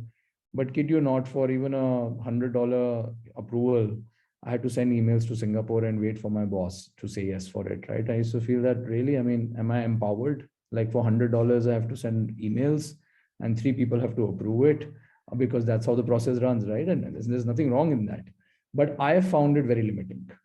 I thought that, this is not a name card has no value. Let me tell you again, right? So when we started out, I was the sales guy in Pine Labs, I still am. But suddenly, because the new age world is now come up with all these fancy designations, so there is a name to it, right? But I'm saying, to get a name card, but no empowerment, in my views, of no value, right? So I did not want to stick to that. And I thought that, let me go into a place where maybe I can take those decisions, maybe, I will put some stake on ground and say, okay, here you go, right? I'm going to make this investment decision and approve for 5,000 rupees for some kind of a marketing activity that I want to undertake in my company. So that was one of the, starting points. The other thing I thought that, again, people try very hard, but it's a little difficult to kind of identify, is to how to find, look for a problem, right? So that's how we always talk in our world as well, that don't look for solutions. Don't build a solution and then try to force fit it into a problem. That's not the right way. Always define the problem first. Don't define solutions, right?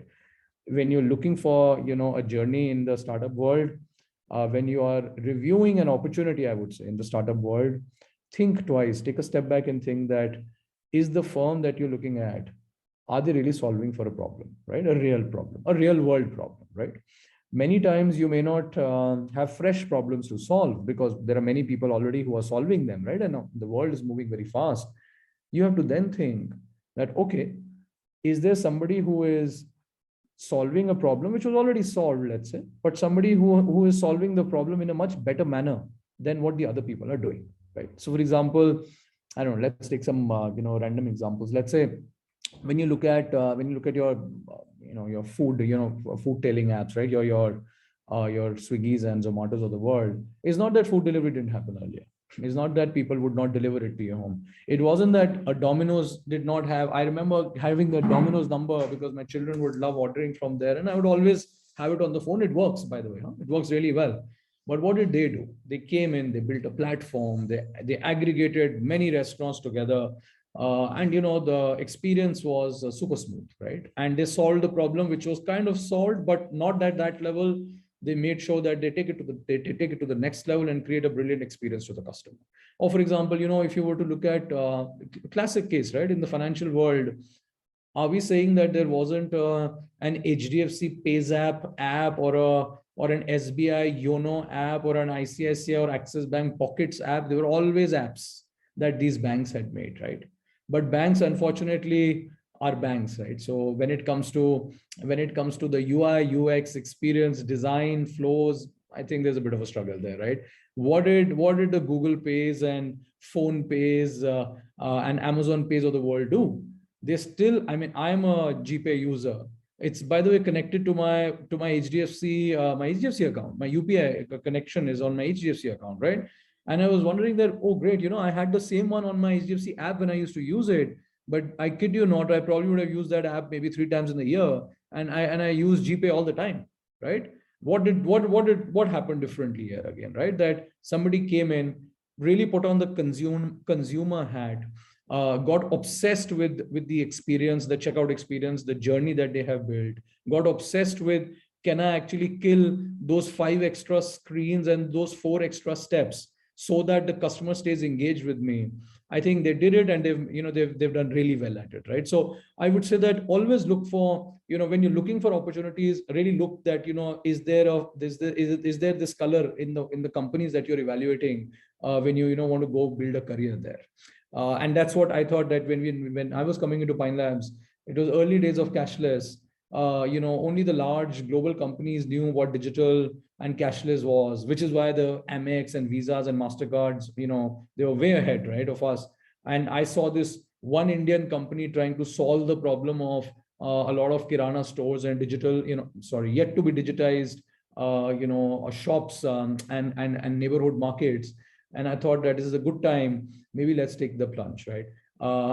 Because I said that I had done a corporate career earlier, one more thing I did that I would also recommend to all of you, right? And 2 things, in fact, right? But one was a learning, and the other was what worked in my favor. So if you built a career for a few years, wherever you have, right? Let's say straight out of campus, I'm sure pretty much day one everybody is placed now, right, in the best of the places. Wherever you go and build your next couple of years, if you're really thinking to jump into the startup journey from there on, make sure that you step out of that corporate environment, that corporate world that you were in on a very good note. I'm saying we all would love to do it. It's not that easy, but the point is, this is my experience, right? When I was jumping onto Pine Labs, by the way, my parents used to think that it looks like a competition for Dr. Lal Path Labs, because it's Pine Labs, and my father said that हमारा medical free होगा क्या अभी, because you're going to work in a lab, right? And then he also asked me, like, why did you go to an MBA if you're going to this healthcare lab work, right? So it took us time, right? That what the company was and all. So it wasn't easy. You need some guts. But one thing that I did was that I made sure that I put obviously my heart and soul in my last job at Visa, and I actually went back to the guys there and said, look, I'm going to give this a shot. If this wasn't to work out, will you take me back? Right? Because I was already married by then. I had a little kid, and it wasn't easy. And I had a good life in Bombay. I used to stay in Bandra, and suddenly I have to come to this a little beyond Indirapuram and next to Khoda Chowk, sector 62 Noida. It doesn't sound that exciting. No, it doesn't sound slick, right? But I took that call saying, okay, if this career is not to work, and this is what I told my family, that my job, I will get a job back, right? So I have a backup plan. Right? Usually they say when you get into a startup, there's no backup plan. That is the plan, right? But again, right, when you start, taking those bets, you want to be a little more calculated, right? And I did that. And I tell you, it empowered me, because I thought, what's going to happen? It may not work out, I may not work out there, right? Maybe a misfit of, the company and myself. And what's going to happen? I'll come right back, right? Somebody's going to help me. So if you have reached a point in your network where you have worked, where you're looking to step out now and take the bigger leap, as long as, and this you'll know, right? Instinctively also you'll know that if I want to go back into, let's say, I don't know, let's say if I want to start my own taxation firm, I'm just taking, random examples, right? I want to do an accounting firm, I want to create a new clear tax competition in the market, right? That Achint runs. and let's say you were working in one of the large accounting firms, you should just think once that, okay, if it isn't to work out, can an EY hire me again? If you think the answer is yes, right? Or even if 50% you think the answer is yes, go take that move. I'm talking about people who want to play a little safe. I was always in that, bucket. One thing I did not do well, and this is what I'm going to tell you all about, that, when you come from slightly more traditional middle-class backgrounds, I definitely did, right? What do you want to secure as the first thing? You want to secure cash, right? So which means that what's going to be my salary? How much increment will I get if I come here? And I remember that for the longest period of time, I was negotiating with the founder here. His name is Lokveer. Much our senior, my senior. And I was talking, I said, look, we're going to do this whole thing and all, and, I'm going to come back to Delhi. So what's going to be my cash component? And, I kept, pressing on that. And the guy said that, look, we'll try to give you like, 20% more than what you've got. I said, 20%? Like Visa is a blank check, I can go and cash it whenever I want. I'm not settling for 20%, right? So he said, okay, 25. I said, no, 30%. So he said, look, we also have just taken a round of investment, and, we want to be a little tight on cash. Okay. So why don't I give you more equity? Right? And obviously they gave me equity. Equity was worth, nothing. The company was maybe $10 million enterprise value at that time. So he said, I make you an offer. And he gave me some X thousand, units of extra stock. He said, why don't we do this? Let's do a trade-off. Here's the extra bit of stock, right? Don't take that extra 5%, settle for 25%. Think about it and let me know by a Monday. It was like a weekend. I said, hang on. Like, why a week? Like, I don't need to think about it. It's a no-brainer. He said, oh, okay, great. So what? I said, 30%. I don't want this equity. I mean, I want to take, and by the way, that 5% more, in my annual cash component would have meant some 2 lakh rupees in the annual salary. Okay. So you can imagine, right? It's like, like 15,000-20,000 rupees a month. I did that. The extra equity that I let go. Okay. Had I taken that extra equity, that extra equity today would have been $10 million. I took that as a learning, because at that point in time, you feel that, oh, I want to be comfortable. I want to come and, rent a nice house. I want to do some expenses. I don't want to be tight on cash, but people grossly and undervalue the value of equity, because if any of you are jumping into, otherwise stay in your corporate jobs. Because if your interest is not vested, if your growth is not linked to the growth of the firm, then don't jump into it. Because if you want to go in there and still do a job which is like a corporate job, then you much rather, why do you want to take the stress of a startup and kill yourself, right? So, it's like, there was a saying, right, that a founder was saying that, I work in a startup, and I sleep like a baby. You know what that means? Means that I wake up every 2 hours and cry, because that's how, that's how the struggle can be at times, right? So I'm saying, if you're really going out of your comfort zone, you want to put your heart and soul into a startup. It has to be a lot of passion, by the way. So if you have that passion and drive, and again, you may not be starting, you may not be the founder always, like I wasn't, right? But I joined somebody's journey and we got together and we built it out. I'm saying, because I want to make sure my interest is linked to the company's interest. As the company grows, I will grow. That will only happen when you take equity. So I would strongly urge all of you guys that if tomorrow you're on the deal table for a job, somebody was to say that this is going to be your X salary and this is going to be your ESOP plan, I'm telling you, mark my words, you should tell the person that, let me just change this a little bit. Why don't you give me a 10% lower cash component, but give me a 10% higher on equity? Believe me, and obviously then you have to go in, right? Because you are also responsible for your fate, because you will run you'll be a part of that journey, right? So if you have the conviction the company will grow, that extra 10% will be very meaningful over the next 3 to 4 years. So I think this is one thing that I learned, and I would say that you should also always think of as you go out in your in your journeys. The other bit I wanted to also share here was that what I've realized is that many times when you go in, when you start something, you start thinking from the perspective of what the dynamics are on April 1, 2022, right? And you are there and you're delivering, you're executing, you're doing everything. But then the other thing I realized is that many people, get obsessed with what they built. right? On day one, right? It's their passion, it's their baby, everything. But the market maybe has changed. Maybe the dynamics have changed, right? Things are not the same the way they were. The customer is not asking for it anymore. That change is coming about. What I've realized is that good startups, and I would say individuals who do well in startups, are people who are in that sense, highly agile from a perspective of they always keep an open mind, don't keep a closed mind, right? They are always willing to, pivot into something different than they started out with. For example, when I look at an Amazon story now, right? I mean, come on, it was a marketplace, and today, Amazon is like in our homes. I mean, we are watching so much of OTT and all over Amazon, and look at where all it's going, right? I mean, when you read the Amazon story, it's mind blowing, right? So there are so many such corporations which have gone on to do things which are beyond and above what they started out doing. Like it's like even an Apple story, right? I mean, Apple is making a big foray. They want to do cars. They want to, they want to do payments. They have Apple Pay. They want to really scale that up. I mean, come on, they made devices, right? So what I want to say is that if you're in the journey, if you're in a startup, if the environment, encourages you to think and question, we do that all the time, let me tell you, right? It's like what worked for us a year ago. Typical case in point, right? We guys were the masters of offline merchants digitization, right? Like every retailer I wanted to plug in with the Pine Labs payment system. 2 years ago, when the pandemic hit, we realized that we need a very strong online story as well, because many people are just not stepping out. Everybody is ordering stuff online. People are, downloading apps. Just give me a sec. I have a very excited pet behind me.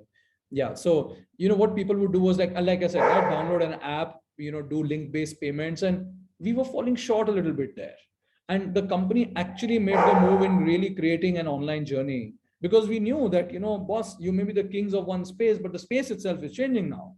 And if you don't move and actually create this additional, platform in the company, your chances to grow can get limited, right? And today, lo and behold, we've, in a very short period of time, set up an online business. We are trying to challenge some of the large, old, existing payment gateway companies. And I feel because that's the way the mindset was, right? So that's the other thing that I have come across. That is extremely important.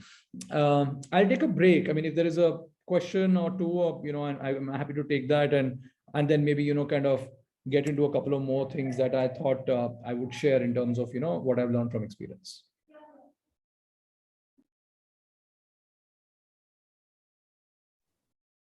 Or shall I keep going? I think so. We can take all the questions at the end. Okay, got it. Yeah. What else have we learned in the startup story, right? So one thing I've realized is that it's like I said, right? I believe in academics. Somehow I managed my way through an MBA. So don't take me wrong. Okay, I'm a believer of academics. At least I thought that if I were to get married, my father-in-law is not going to marry off my girlfriend to me if I'm not well educated. So I had reason to educate myself.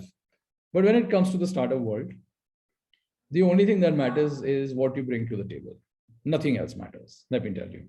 You may come with all the background of all the hard work you've done, all the toil you've done, right? But when you are there in an environment, when you're trying to build something, it's only your contribution, nothing else. I have myself personally hired people in my teams who, by the way, have been pretty much school dropouts for whatever reasons. Not that they were not bright. People have their different reasons, right? And I actually never gave that much of an importance, always by saying, okay, has the guy really done the the toil of doing graduation and a post graduation and then coming to me?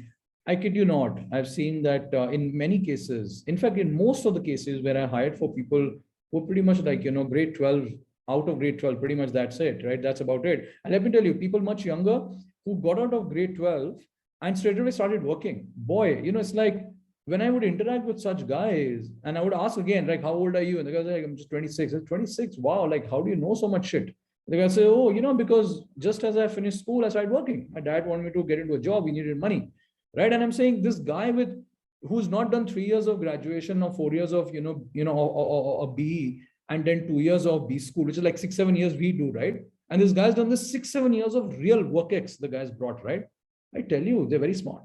I mean, these people, at times I feel that, it's a big plus. So I'm telling you as future managers that when you hire, when you look to hire, look for guys, have a nice mix, look for guys. Look, there are certain areas where you need academic, excellence, right? Which you cannot. I mean, let's say if you want to hire an analyst, right? You need a really bright guy, right? Who can understand data, who can understand trends, who can really become a factory to churn out very high impact presentations as outcomes, right? I'm saying there are sectors where you need that. You need the expertise that comes only by doing, a ton of academics. But beyond that, let's say if you're running business organization, I run the business organization, right? So I have seen that never make that as a shortcoming when you are hiring somebody. In fact, go in for that hire. Ask the guy, like, how many years have you done? Like, you done not done college? That's all right. Like, tell me what you really did. What did you really build in those 3 years that you worked? Just tell me that. What problem did you solve?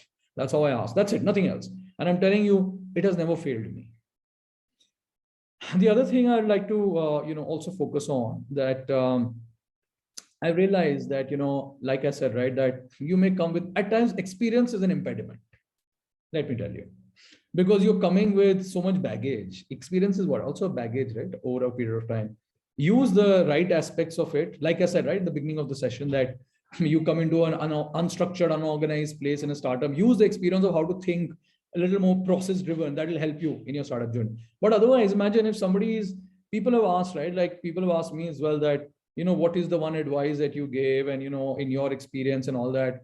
Look, dude, like my experience, like I started experiencing the world, the corporate world, the market out there in India, maybe 15, 16 years ago. Maybe I'm not the best guy to ask, right? Because my experience is dated. I'm not the guy who's bringing the freshest experience. In fact, in a session where at times when people ask me this, and if it's a youngster in the group, I'll always ask that person by saying, why do you want to know my experience? My experience goes 15, 17 years old. Jo tab chalta tha, ab nahi chalta hai wo. Things have changed, right? You tell me what you think today, right? So at times I feel that you have to take that baggage off, right? Come in, like I said, right? Open mind. Don't think that just because you are 7 years experience, so people will listen to you and you're going to make the best decisions. Doesn't work like that, right? I realized that a position and respect doesn't come with the seat or or the power. The power doesn't come with the seat that you're holding, right? It comes with the contribution that you're making, and that's the only way. Otherwise, just because you have a certain designation, somebody will respect you for 6 months, but if you're not contributing, you'll be out. Let me tell you that. So I feel focused, just take all distractions away and focus on that. The other thing I would say, again, irrespective of what field you choose, tech, finance, business, marketing, blah, blah, blah, anything that you go into, I'm saying you may actually end up, imagine for a minute, like maybe you really do the behind the curtain job, right? Which means you have nothing to do with client organizations and all, right? You may be in, let's say in different functions, let's say, right? Which are more inward looking, I mean, not for the outside world. I've realized one thing, that every individual who thinks from a perspective of a customer, who wants to know the customer's perspective, customer's opinion, right, will always be successful. Keep that in mind. In fact, in the today of Pine Labs, even our CTO, who's again tech guy, right? They're the ones who design the tech chops, right? That's their job, right? They want to make sure systems work well, technology keeps evolving. These people actually come face to face with certain customers just because they want to know that, what does the customer really look for? Like, what is the cashier struggling with on a weekend in a DMart store, right? Like, what really gets their goat, right? What do they want to kill for? What are they not able to solve for? I'm telling you guys, nowhere have I seen anybody give me that insight that a customer gives you.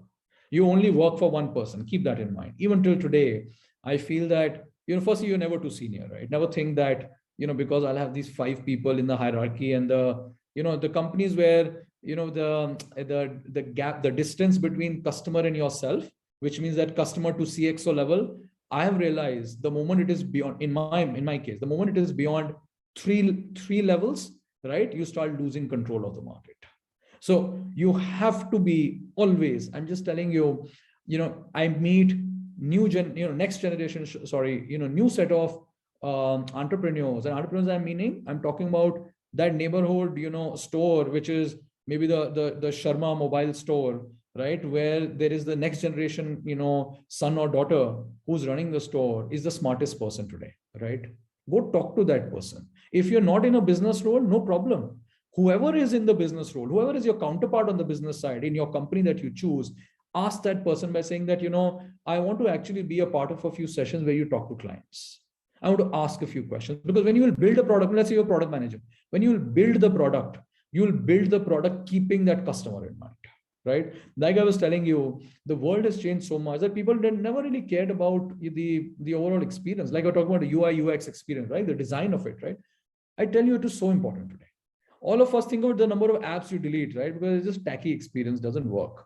Why do you think Apple's growing on to becoming a $2 trillion company and all? I was telling somebody the other day, some of these companies don't even have a brand ambassador. They don't need one, right? The product works so well, right? They don't need to spend lakhs and lakhs and crores to hire brand ambassadors, right? Because they've really stuck to solving the problem of aesthetics, and their aesthetics are tough to match, right? And they have continued to excel at it, continue to go deeper in it. They know the pulse of the market. Every year, while I would like to say, in my personal opinion, the more recent ones, that the products that come out, especially the phones, it's hard to make out the difference. But still, I'm saying they have gone through that journey, right? That they completely disrupted the market. So be absolutely obsessed, with what you think is, what you think is important to your customer more than anybody else. Next thing I would say is that take one step at a time, guys. There's not going to be, this one, staircase that will get set up, which will have the 10 steps, and you'd say, hey, wait, right? Let all the steps come in, and then I'll start, going up the ladder. It doesn't work like that.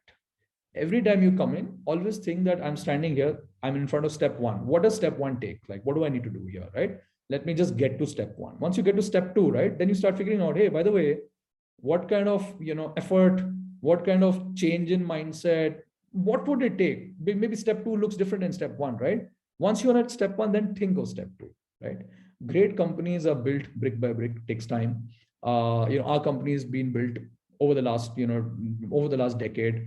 I would still say I'm still at the early journey of the staircase that, I have been on in Pine Labs, because I feel that, there's a huge ladder in front of me still, right? There is so much, right? I mean, there are things that I don't get, right? The world is changing so fast, and maybe I'm realizing the step I'm standing at, maybe I'll peak out because I need to modify my approach, because if I have to go to the next step, right? This is what it takes, right? It could be anything, starting a new business, taking a new call, anything, right?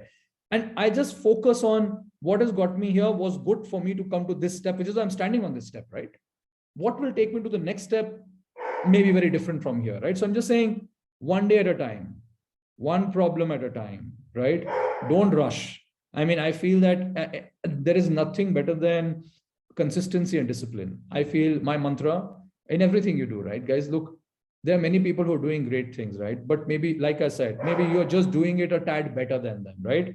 Maybe you are just a little more disciplined than some of the other people are around you, and you're consistent at it, right? I mean, if you have a combination of these two, I kid you not, you will be hugely successful whichever place you go into. And I think that's how I worked at it. If you're business guys, another thing I have learned, right, because I've done a lot of sales, by the way, never sell to a CFO. Worst guy to sell to. Never sell.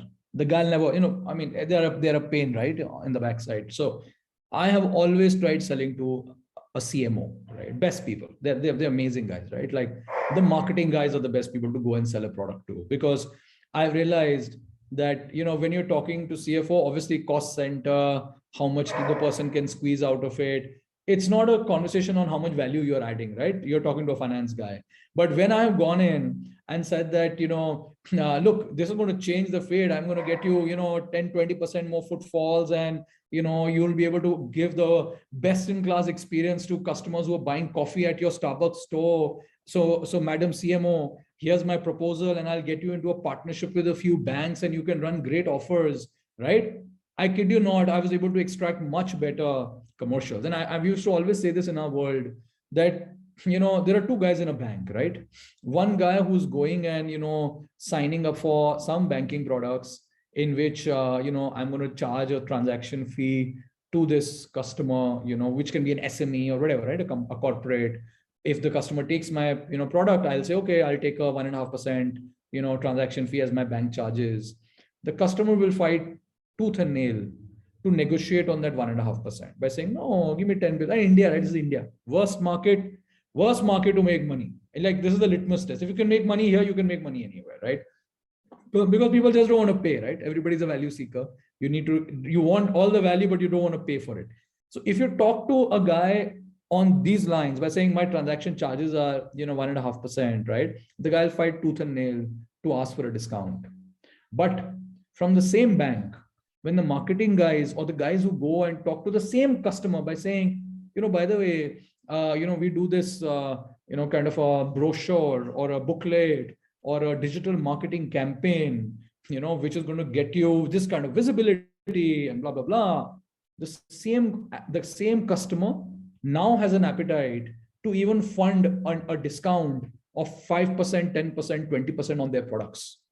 Why? Because they're now looking at you from the lens of a business partner, somebody who can get me eyeballs, footfalls, all those things, right? Somebody who will drive more business for me, right? So my appetite to give even 10% discount, I'll give, no big deal. I'll weekend 20% discount, done. But the same guy will negotiate hard the moment you are going into a very financial conversation. I'm saying, try to always put a spin to your pitch, which is going to come across as, I'm here to add value. I'm here to grow business, right? And I'm not a person who's just as a service provider, giving you a service and asking a transaction fee. You'll never be able to, you'll leave money on the table, is what I feel, right? In the end, I would say, because I want to take a few questions as well. Again, right? So your conviction is extremely important, right? I would always say that, business is built and done on conviction.